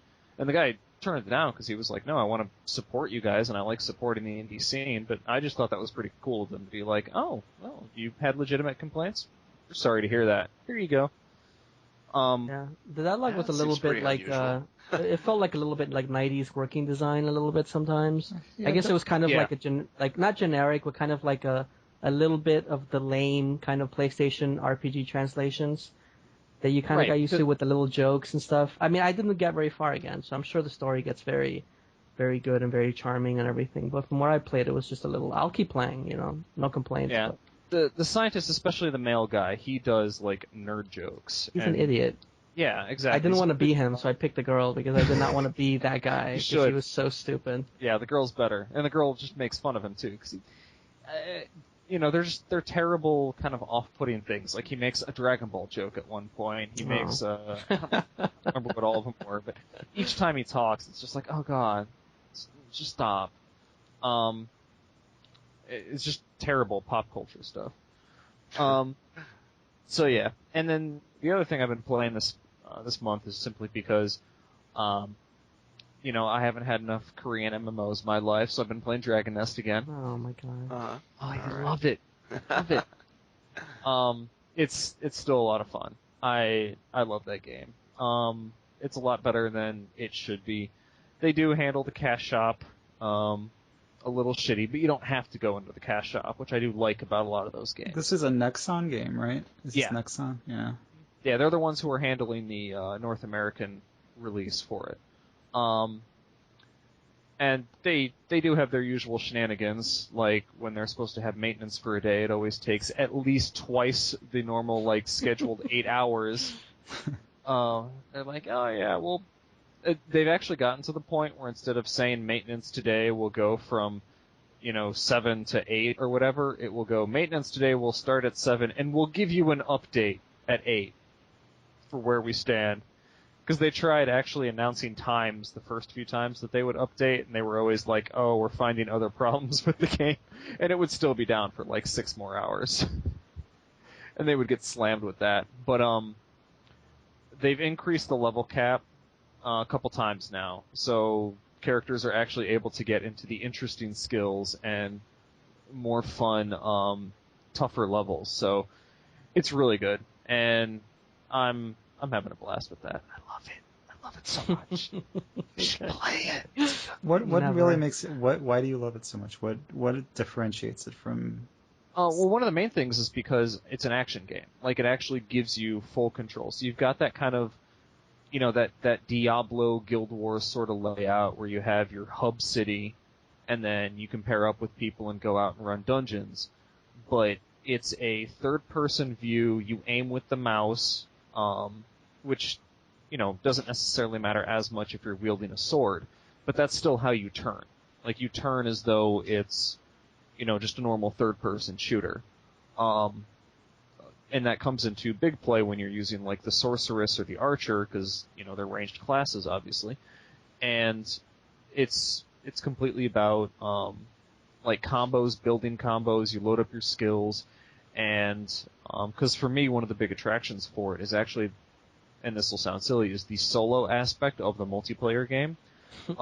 Because I like building up the character and then being able to take down areas that are designed to have 4 people in them. And there's a lot of customization that goes on within that in terms of how you create a layout for your character and what combos you'll have access to. But it's really fast, and just, it's really smooth, plays great. It's, definitely better. The only open world MMO that I can think of which actually tries to do that action is Terra Online, which isn't out in the US yet, but I have played it. And the main thing is that it's a lot slower than something like Dragon Nest. Dragon Nest is, self-contained small dungeons, which means that they can rely on you having a very low ping. And so it moves really quickly, whereas Terra Online they're a little bit slower in a lot of their animations, and it is hitbox reliant in both games. But the other one is like, you may have 30 people in one location show up and kill shit, so it responds a little bit behind. So, but yeah, you should play with us, Nick. Do you play with Rand? Well, I've just I always dick around here and there with MMOs, and I never go far. I guess I'm just not a team person. I said before on the show I'm not reliable. This week I've been playing War of the Immortals, which is a perfect world game, and I just don't want to team up with anybody. I just want to take my character in. I mean, if I know people, but then we get into that area again where I play so sporadically that I don't feel like getting a team together because I'm the guy that never shows up, and they're like, Nick, you gotta try Dark Souls, man. It's great because you don't have to make plans with anybody. If you need to team up with somebody, you just turn into a human and you summon someone out, and then they go away when you're done. It's the perfect like one night short-term stand. team like up. paying for a prostitute. Yeah, it's a one night exactly. Yeah, it works out great.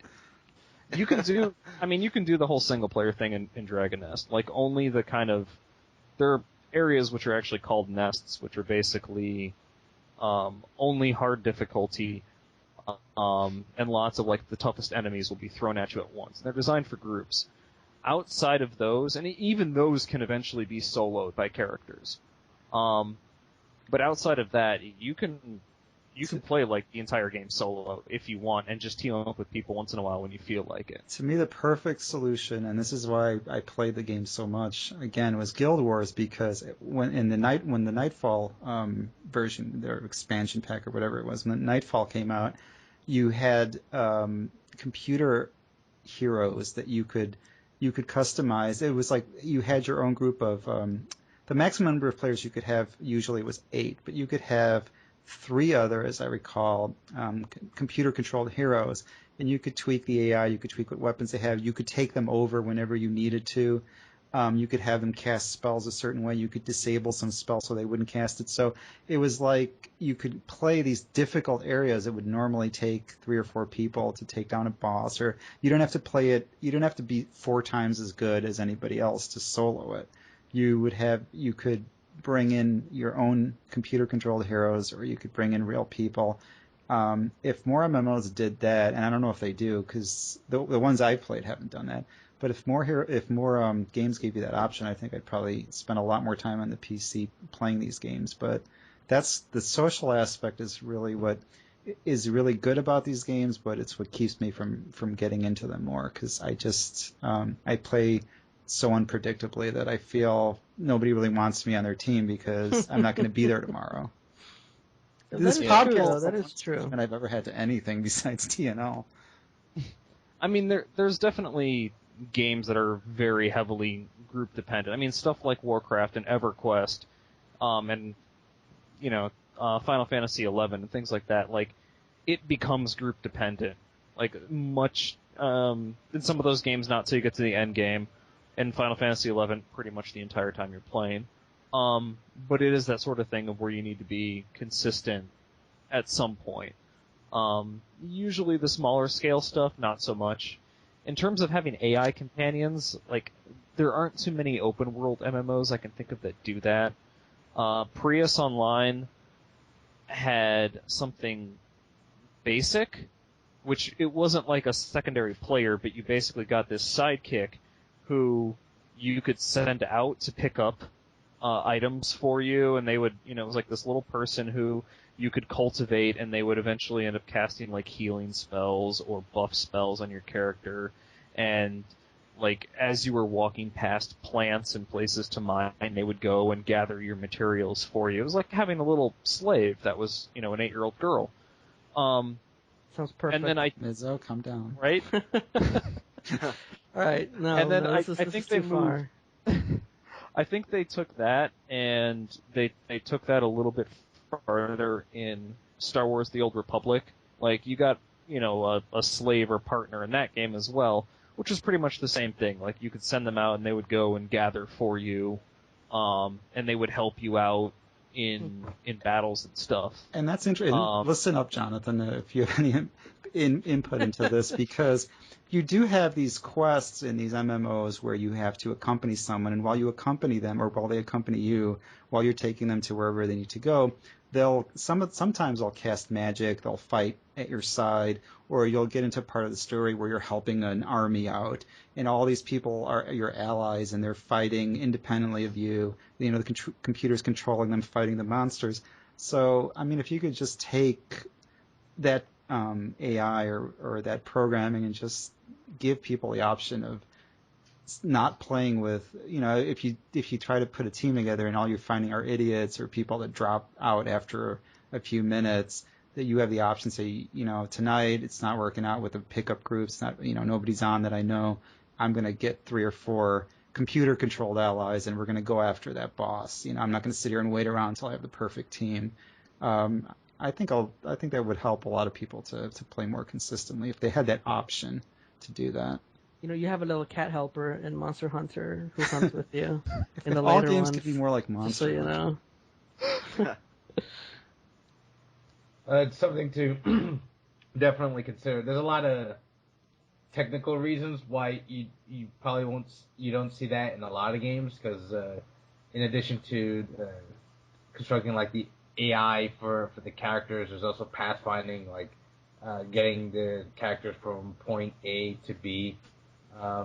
But I mean, it's definitely something to suggest to be included into the game.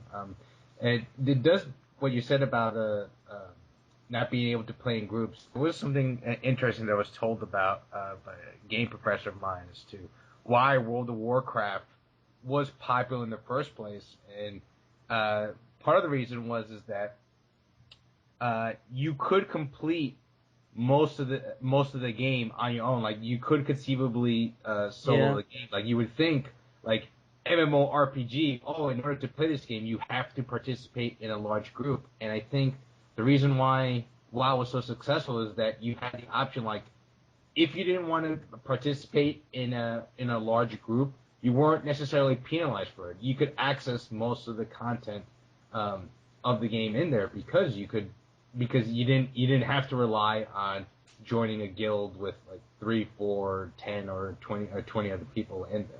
So I end up going in and I'll check the forums, like War of the Immortals. I'll check the forums because War of the Immortals had on the character select screen had no information about what the different classes, what the differences were. You knew this guy cast magic. You knew this guy used clubs and swords. You kind of knew the basics, but you didn't know what kinds of. There was no description. There was nothing. Not even like this guy fights for evil. This guy fights for himself. There's nothing. And sometimes you get in there, and if you're not careful, there are characters, at least in the ones I've played, where you just don't want that character if you're trying to solo the game, you know. So you'll have to. Sometimes you'll say, well, I'll just pick the barbarian or the big buff guy. He'll probably be able to handle it. And then you find out, no, actually, in this particular game, you know, you want to get the enchantress or whoever because that's the really powerful character. So if you have a situation where you can pick any character you want. It's like, I like being a magic user. I like being a melee character. And then I can add computer-controlled characters to complement my character. That would be a really sweet spot. So I hope we do see more of that in the future. Because, you know what else I would like for Protect missions? An option to turn off the AI and just have them sit behind a wall and wait for me to clear everything else out instead of walking into enemy attacks and getting themselves killed. That would be fantastic. Tactics Ogre, that would solve like half the game right there. Yeah, that would be great if Tactics Ogre would do that. Yeah. Protect this character. Okay, what do they do in their first round? Oh, let's see. They don't have any armor. They can't hurt. They go find the waiting arms. Run over to the enemy front and get. Oh, Jesus Christ! I've got protection. I don't need to be scared of you anymore. I'll just come right up and hit you on the head. Like, I remember the first game that did that to me was Tactics, Final Fantasy Tactics. It's like protect Mustadio, and then he jumps into a group of fucking magicians, and he's just shooting them with his inefficient shots. Yes. You're like, you stupid idiot. Get behind the wall. Get behind the wall.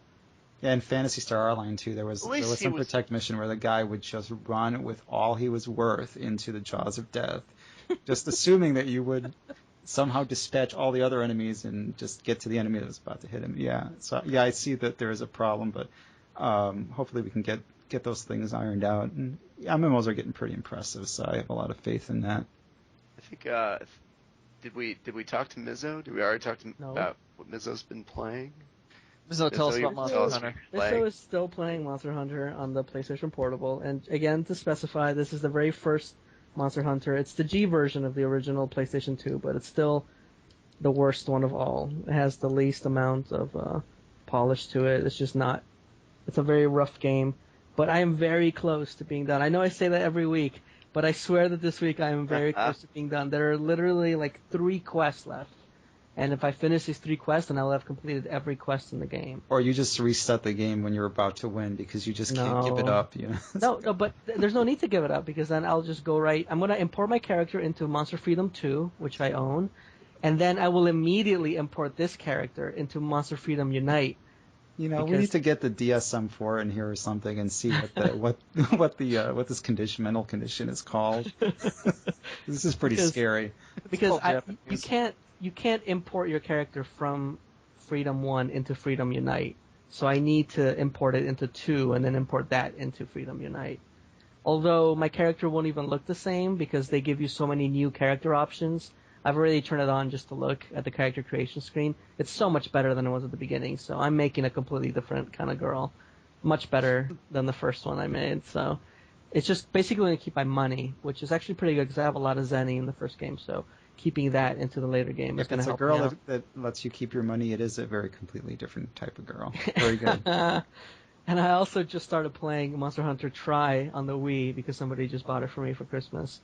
And my friend John, and he got it himself. So I'm going to start a big campaign on TNL to try to... I know people... I found the thread for Tri on TNL, and people...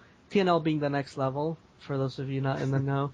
And some people did buy Tri when it came out, and they tried to play it, and they tried to play it. But they found that the biggest issue was to make a friend online, you both had to be online. And I believe on the same server, like on the same kind of room at the same time in order to become friends with that person.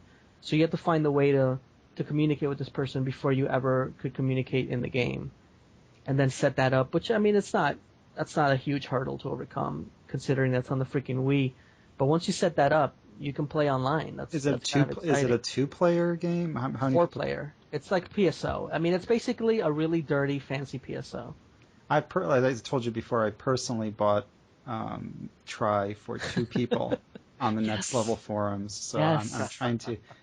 What I'm trying to do is get you to not be on the podcast anymore. So I'm trying to fill up every waking moment.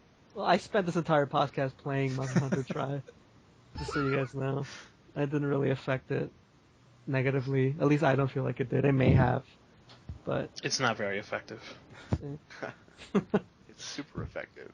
Anyway, it's the Wii version is definitely different. It's a bit more polished, a bit more friendly. There's more of a story to it, and the tutorial goes on for a lot longer. It's not even a tutorial; it's just the game, but there's people talking to you and telling you what to do, which is already vastly different from the last game. Because before it was just like you start in town, you're like, want to kill some monsters? Cool, do it. And nobody tells you anything, and you're just kind of, you have to either figure things out or go on forums and try to get people to help you out. And once you learn the game, it becomes a very different game. And as the game goes on, it also becomes a very different game from what it started. And jumping into the Wii one. It's sounding very Dark Souls-esque. It really is. It's from the same school of game design, which is basically fuck you. It's forever if he gets into They don't tell you anything. You just kind of figure things out. You can combine these things. Some of the combinations don't really make sense, but I don't know. It's more about coming to the hunt prepared, bringing all these. If you're having trouble, if you're good enough, you can get through anything with just your basics. But if you're having trouble, you can really hunker down and prepare to bring a monster down and have a lot of items to back you up. Traps, different stunning things. I mean, it works pretty well. And every monster every monster is basically a boss fight in any other game. They all have their patterns, they all have their way they react, and they all have their tells. for what they're going to do next. So once you pick up on those things, it becomes fairly easy. But the very first time you fight something, they're just making they're moving around all crazy, and they're doing these things that are hitting you for 1,000,000, and you're dying. And they have no health bars, and it takes like 1,000 years just to cut them down and finally kill them. It's very not friendly, but I'm sure I've said the same thing about this game 100 times now, so I'm not gonna bother anyone else with it. But Try is the same game. It's still Monster Hunter, undeniably Monster Hunter. Yes. There's nothing specifically. It didn't change the game in any significant way. It didn't make it a much better game all of a sudden. It's the same game. If you like it, you like it. If you don't like it, you're not gonna hate it. But it's an acquired taste, and you need to sink a few hours into it before it even becomes the game it's going to be. Because at first you're just hunting. So it's at the same resolution as the PSP. Oh my god! You know what? It looks like shit. I'm sorry. It looks like shit. The words are fuzzy. It's not very nice. I mean, am I supposed to be playing this on an STTV? I don't understand. But it did do one of those things where, have you ever had those moments where you play a game series kind of that reuses icons for items or spells or abilities, and you've been staring at an icon for I don't know how long, actually for 268 hours on the PSP, and you actually don't know what the icon is. You have no idea what the icon is at all, and then you see it on a big screen, and you're like, oh, and that happened in Monster Hunter.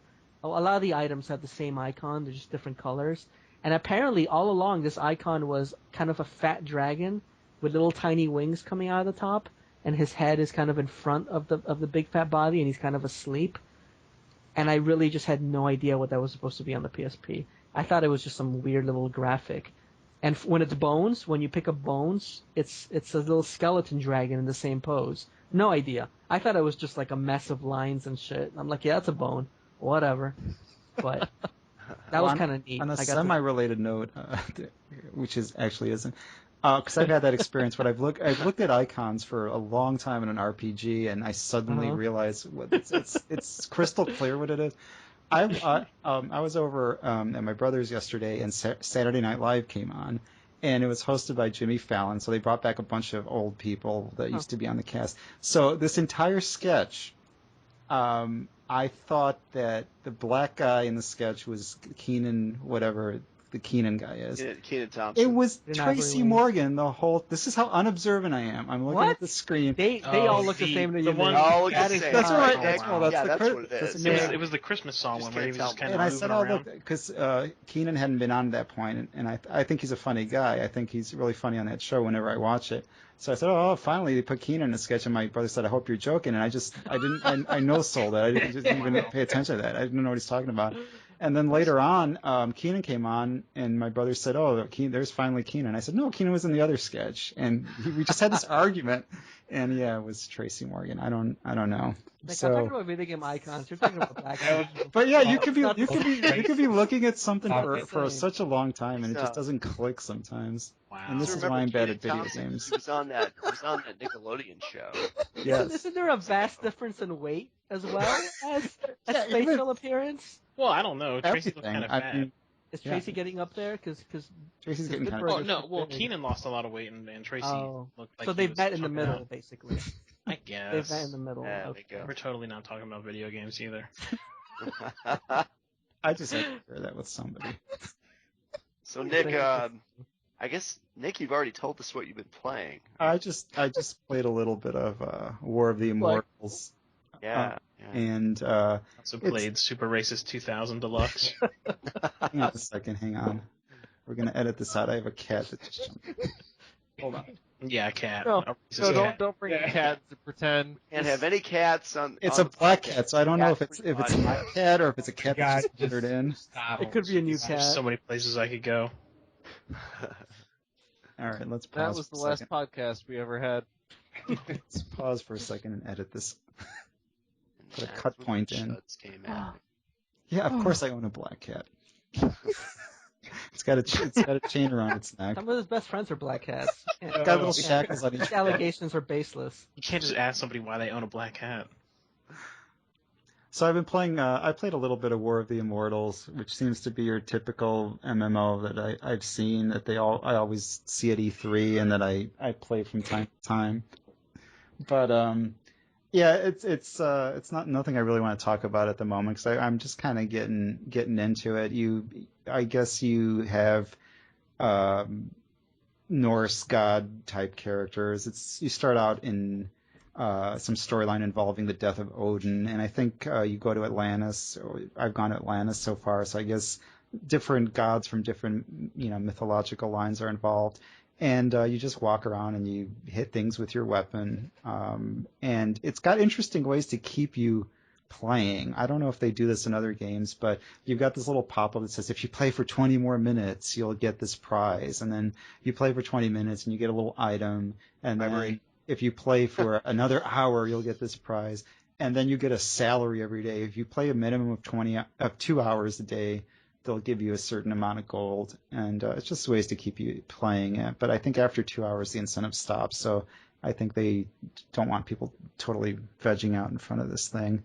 But it's just your average point and click kind of thing so far, but we'll see where it goes. But the thing I probably played the most this week it's a tie between two games. Tiny Tower, is it, on the Android platform? I played that. It's one of your basic build a society type of games. You start with one floor and you add people to it, and then you make another floor and you can make little residential areas or little stores and have the people work in there, and then you just build floor after floor. I thought at first they were really going to gouge you, and it would be one of those games where you play for 5 minutes and then you can't really progress unless you pay actual money and get stuff. But no, you can, if you just play it at the bus stop and here and there. It's a great game for that. You can just play a little. It's not even a game. Yeah, you turn it on. No, it's not. You turn it on. You fix up whatever's wrong. You turn it off again. Unfortunately, they actually made like iPhone's like Game of the Year app.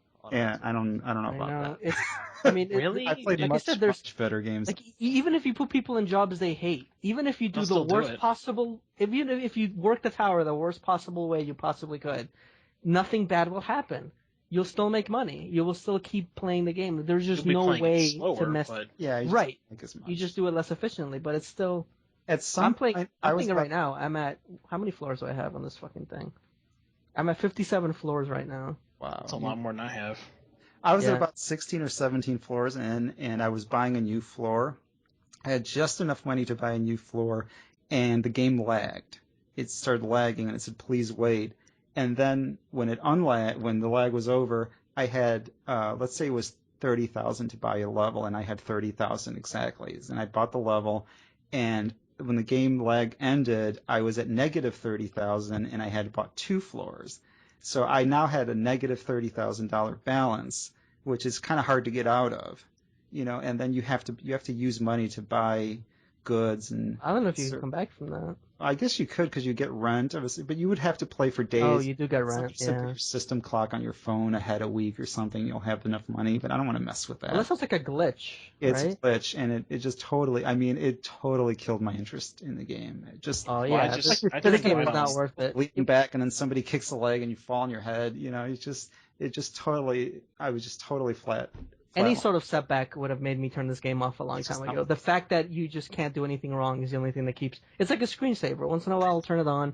I'll push a few things, and then that's it. It's like, whatever. Hey guys, I just turned on my Tiny Tower, and it told me that I can go on the hottest dates, befriend the coolest clicks, and shop for the trendiest clothes in the social girl. You know what? They used to give you tower bucks. They give you 5 tower bucks when you would check out something or give it a good rating. But they haven't done that in a while. They just point me towards these games. They're like, hey, do you want to play something stupid? I'm like, no. Not without tower bucks, friend. So, I don't know. Tower bucks. Oh my I have God. to stock all my stuff. Apparently, I haven't played it in a couple months, and I earned $13,000. I don't know what that. Well, that's because you have to stock your stores. Once the stock is gone, yeah, there's a lot of boxes around here. Yeah. Yeah, and you have to. The thing that sucks is that you can get the stocking started, but when they actually have enough stock to put in, they just wait for you to just click on the stock before they actually. They won't sit. They'll have all this merchandise sitting there, constant stream of people going through the store, but they won't actually sell anything unless you click. You tap your little finger on the little open box that they have there. which is stupid. But it's a game worth having on your phone. But it's not game of the year is the game itself insane. is free, isn't it? Yeah, it's free. I think they really dropped the ball on the whole Tower Bucks thing, because you can pay money to get some of this fake currency, but unless you want to just really build up a tower very, very quickly, there's no reason for it. You can just there's really no reason. If you're you have to be like a rich pathologically impatient, then you will get the Tower Bucks. You don't need to. I think they dropped the ball. There's a game in the TNL arcade called Corporation Inc. that is a similar kind of game, and that's much better than this. But this is an interesting thing to have on your phone if you're like I said, if you just want to play something for 5 minutes at a bus stop. It's almost like having a virtual pet, I guess. You just check in on it. It's like, oh, clean up the poop and then put it in your pocket again for another day. And the poop or the there's no poop. I was thinking if there's a virtual pet, you would have. I don't know what you do. That's what. Yeah, he's just talking about. You poop. All right. You touch it a little bit. It poops. But I actually did play a very good game this week, and Kawaii Pet Magoo? No, not quite as good, but it was called Trine 2, Trine 2. I played it on Steam. It's coming out. I think last week I said it was coming out December 20th. I think that's coming out on Xbox Live on December 20th. I think that's why I got confused. But it's been out on Steam for more than a week now, and I talked about it a little bit last week. I beat the game. It took me I can't tell you how long it takes to beat the game because this game does so many things right. And one of the things it does right is that you can have a second player jump in at any time and a third player jump in at any time, I assume, and just take over. And the transition from the single player game to a multiplayer game is pretty much not there. There's no transition because it's seamless. You can be playing one player and you can even be a puzzle that you get stuck in. And if you have, I had the Xbox 360 controllers plugged into my PC. So if there was a puzzle where I said, it's kind of hard for one guy to get past this, I could just press start on the second controller, bring in the second player and, play both of them for a second to get past that puzzle. And then I press the start button again and the second player's gone and I can continue. It does so many things right. It has separate difficulty settings for combat and puzzle difficulty. And that's something that I've always wanted. I think Deus Ex did it. I think I brought this up on a previous podcast. I think Deus Ex did that, where some people just don't really want to sit there and master the combat, or they get frustrated if they lose. So you put the combat down lower. Some people want more of a challenge. Some people don't want to sit there and figure out puzzles until their heads hurt. So you can set it for it to give you a clue after a certain time, or no clue at all. So you can set it to your style of gameplay. And it's a Lost Viking style of game where you have 3 characters. You can control all 3 of them and alternate between them, or you can have each player take a character. If you're playing with 2 players, you guys could switch between characters. You go through this beautiful 2D world. And it's kind of a fairy tale that you play through. You have a wizard, a knight, and a Assassin's Creed type of thief. And the wizard can levitate boxes. The thief can do stealth attacks and fire arrows, and the knight can do melee damage. And another thing it does right is you unlock different powers as you go along, and those are spaced apart very well too. You always have something new to do in the game. It keeps you very interested. I haven't written the review yet, and I almost would give it a 5-star review. The only thing I could fault this in is that you don't really connect with the characters, and I understand in this type of game you don't need to, but it's just a little too fairy tale-y, to coin a phrase. It's a little bit too much of a disconnect where it's too much of a game. Whereas I think it has the potential to pull you in even more to the story. The voice acting is very solid, and the graphics are very solid. It's just very hard to find a fault with this game, and I would unreservedly recommend it to anybody from a hardcore gamer to a more casual gamer that just plays Tetris and Peggle. This is something this is a dream game for a lot of developers in that it can pull in a wide spectrum of people, and that's cool. And so I totally recommend. I recommend it more than I've recommended anything since the podcast started. I think it sounds like a step up from the first game. The first game I would not give such a glowing recommendation. I wouldn't say it was bad in any way. It just wasn't that engaging, really. Yeah, there's just something about connecting with it at some level that just doesn't work. It doesn't pull you in at a certain level, but technically it's a very proficient game. There's no weakness to it. It's fun. You know, the old Game Pro scale with they had the graphics, sound, fun factor. It's the head blowing up? Yeah, it would probably get the head blowing up all the way across. 5.0. It's a very good game. And yeah, that's what I've been playing this week. So I hope there's something that good to play next week. My Steam list from one of those indie sales, and I have never even installed it. So talking about the first one? Yep. I think we still need to hear from Chuck. Chuck's, don't we? Yes. Yes, yeah, yes we do. Where is he? There he is. Yeah. No, I was reading about that wonderful coincidence for that Pokemon thing. Oh, yeah. Because I've been playing Pokemon Black. What the hell is going on here? What happened? I don't know. Somehow I got into it. I think I've put about 11 hours into it. I'm playing it, so it's fun. I guess I like it. It the same game, isn't it? Or is there something? Yeah, no, it's not anything particular, but I think it's the first one. I always had this idea in my head that there was Red and Blue, and I played that way back in the day. Mm-hmm. But then everything else seemed to just be a rehash of Red and Blue with like the same type of story, the same type of Pokemon, all that other good stuff. I would agree with that strongly. Yes. Yeah, and then I thought that this was the first one that was actually built for the DS instead of being like a generation behind. Like one of them was built for the GBA, but they were like, oh, let's put it on the DS, kind of like Twilight Princess. Mm-hmm. So that I got it as part of a buy two get one free, so it was one of my free games. But I like it a lot. Like I said, 12 hours into it. Other than that, I've been playing Saints Row 3 with Mike's. We've been doing a lot of co-op.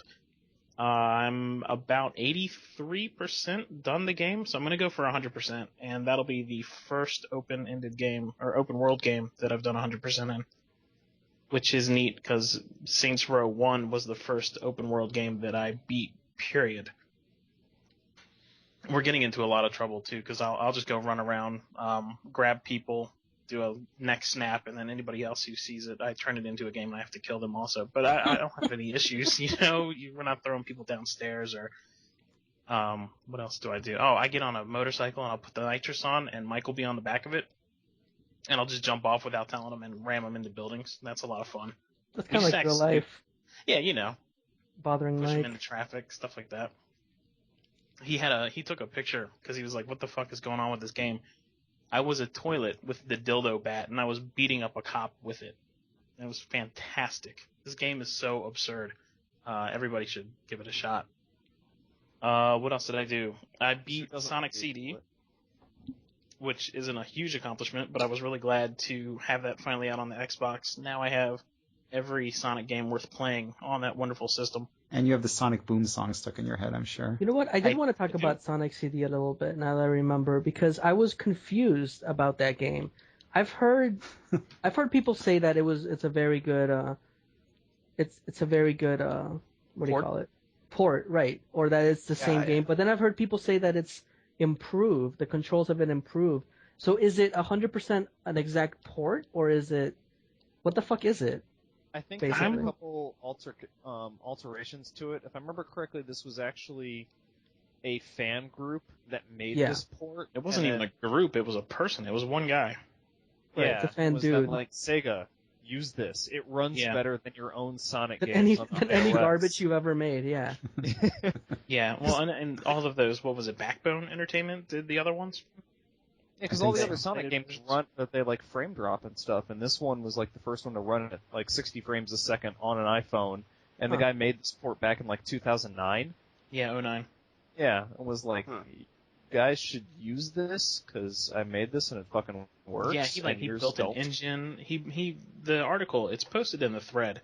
I think somebody posted it, but it goes through and he made this entire engine that's very good for 2D games, whether it be like a top-down RPG or something like Sonic. He went through and he didn't reverse engineer any particular game, but you can put the game, and I'm very layman's term here, you can, one way or the other, put whatever game it is that you were trying to play into this engine, and then it will port it to wherever it needed to go, this being the iPhone, what he was trying to get it onto. And then, of course, it obviously went into PC and Xbox and PlayStation 3, all that good stuff. Dreamcast. Can he play it on the Dreamcast? Did he do that? Really? You said DC. No, I said PC. PC. PC. Yeah, PC. Thanks for just ruining the momentum, Chris. Broke his flow. Jesus, what am I going to do? What an asshole. I know, seriously. Now, I didn't play a lot of Sonic CD because I never had a Genesis. I would always go over a friend's house and play it until it was way late. But so I couldn't really tell you if anything immediately fell off. You know, like I don't remember. I think he altered one of the spin dashes.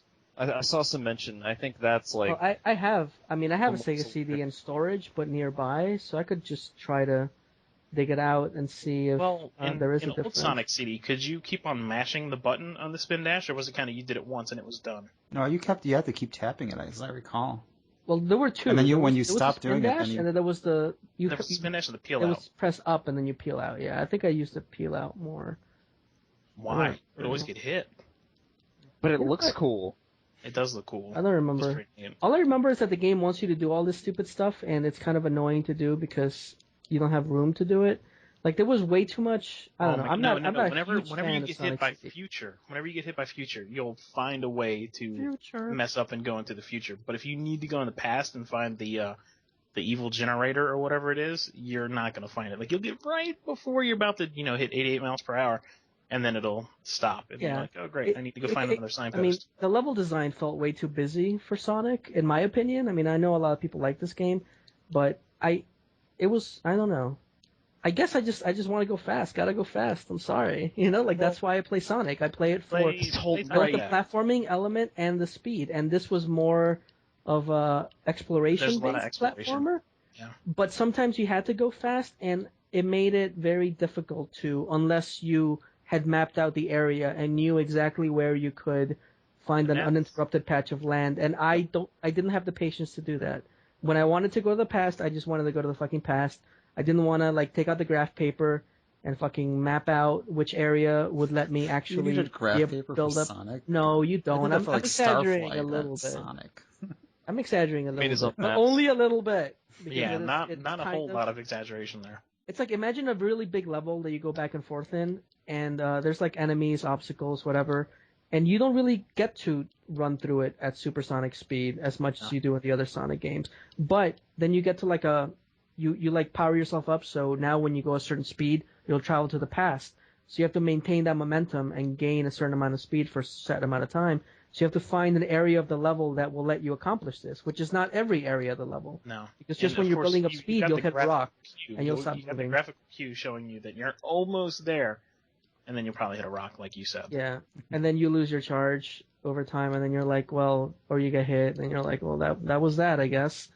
Now I have to either start again or I don't know. The sad part about that is I would go through the stages looking for two springs right next to each other, and just there's no back reason to have the two springs unless they knew, hey, this is going to be an issue for you back into the past. Yeah. So I don't know, call it poor level design, but I like the game. I like the music. It's a lot of fun, and for $5, they're not putting out arcade games for $5 anymore on Xbox. No, it's definitely a great value, especially if you've never played the game. Always been curious about the game. I'm not saying it's a bad game. I'm just saying these are the issues I had with it. I mean, I will blow up the most insignificant things that go wrong with a great game just to have something to complain about. So if I ever complain about the game, if in the end I say it's good, it's a good game, and you may not even notice the things I complain about. So in the end, Sonic CD is a good game. I just like to complain about that aspect of it, which will crop up, honestly, if you play the game. You will be a little frustrated by wanting to go fast and not being able to, and you're like, but I'm Sonic, goddammit. Well, I mean, you can still do time attack, and that's what I'm doing now, because there's an achievement for getting everything under 25 minutes, and I'm at 26 and some change. Mm-hmm. But there's a couple of levels where you can go through it, and you're done it in 44 seconds if you're not being stupid and looking for a path signpost and then trying to find out where you can run and all that stuff. Just be stupid, hold right and push A every now and then. and pause the game when you're drawing on your graph paper so you don't run down the timer. That's true. That's about it. All right. So I think I'm sorry. Should I talk about some Korean MMOs? Were you falling asleep during Sonic? I think we're at past 2 hours. Past 2 hours. Let's wrap it up for the year. Yeah. So thank you all for listening, and we'll see you all back. We're going to take a week off, and then we'll be back in 2012. But of course, we never take any time off the site. So Google The Next Level and come join us on our forums. Check it out at the-nextlevel.com. Hooray!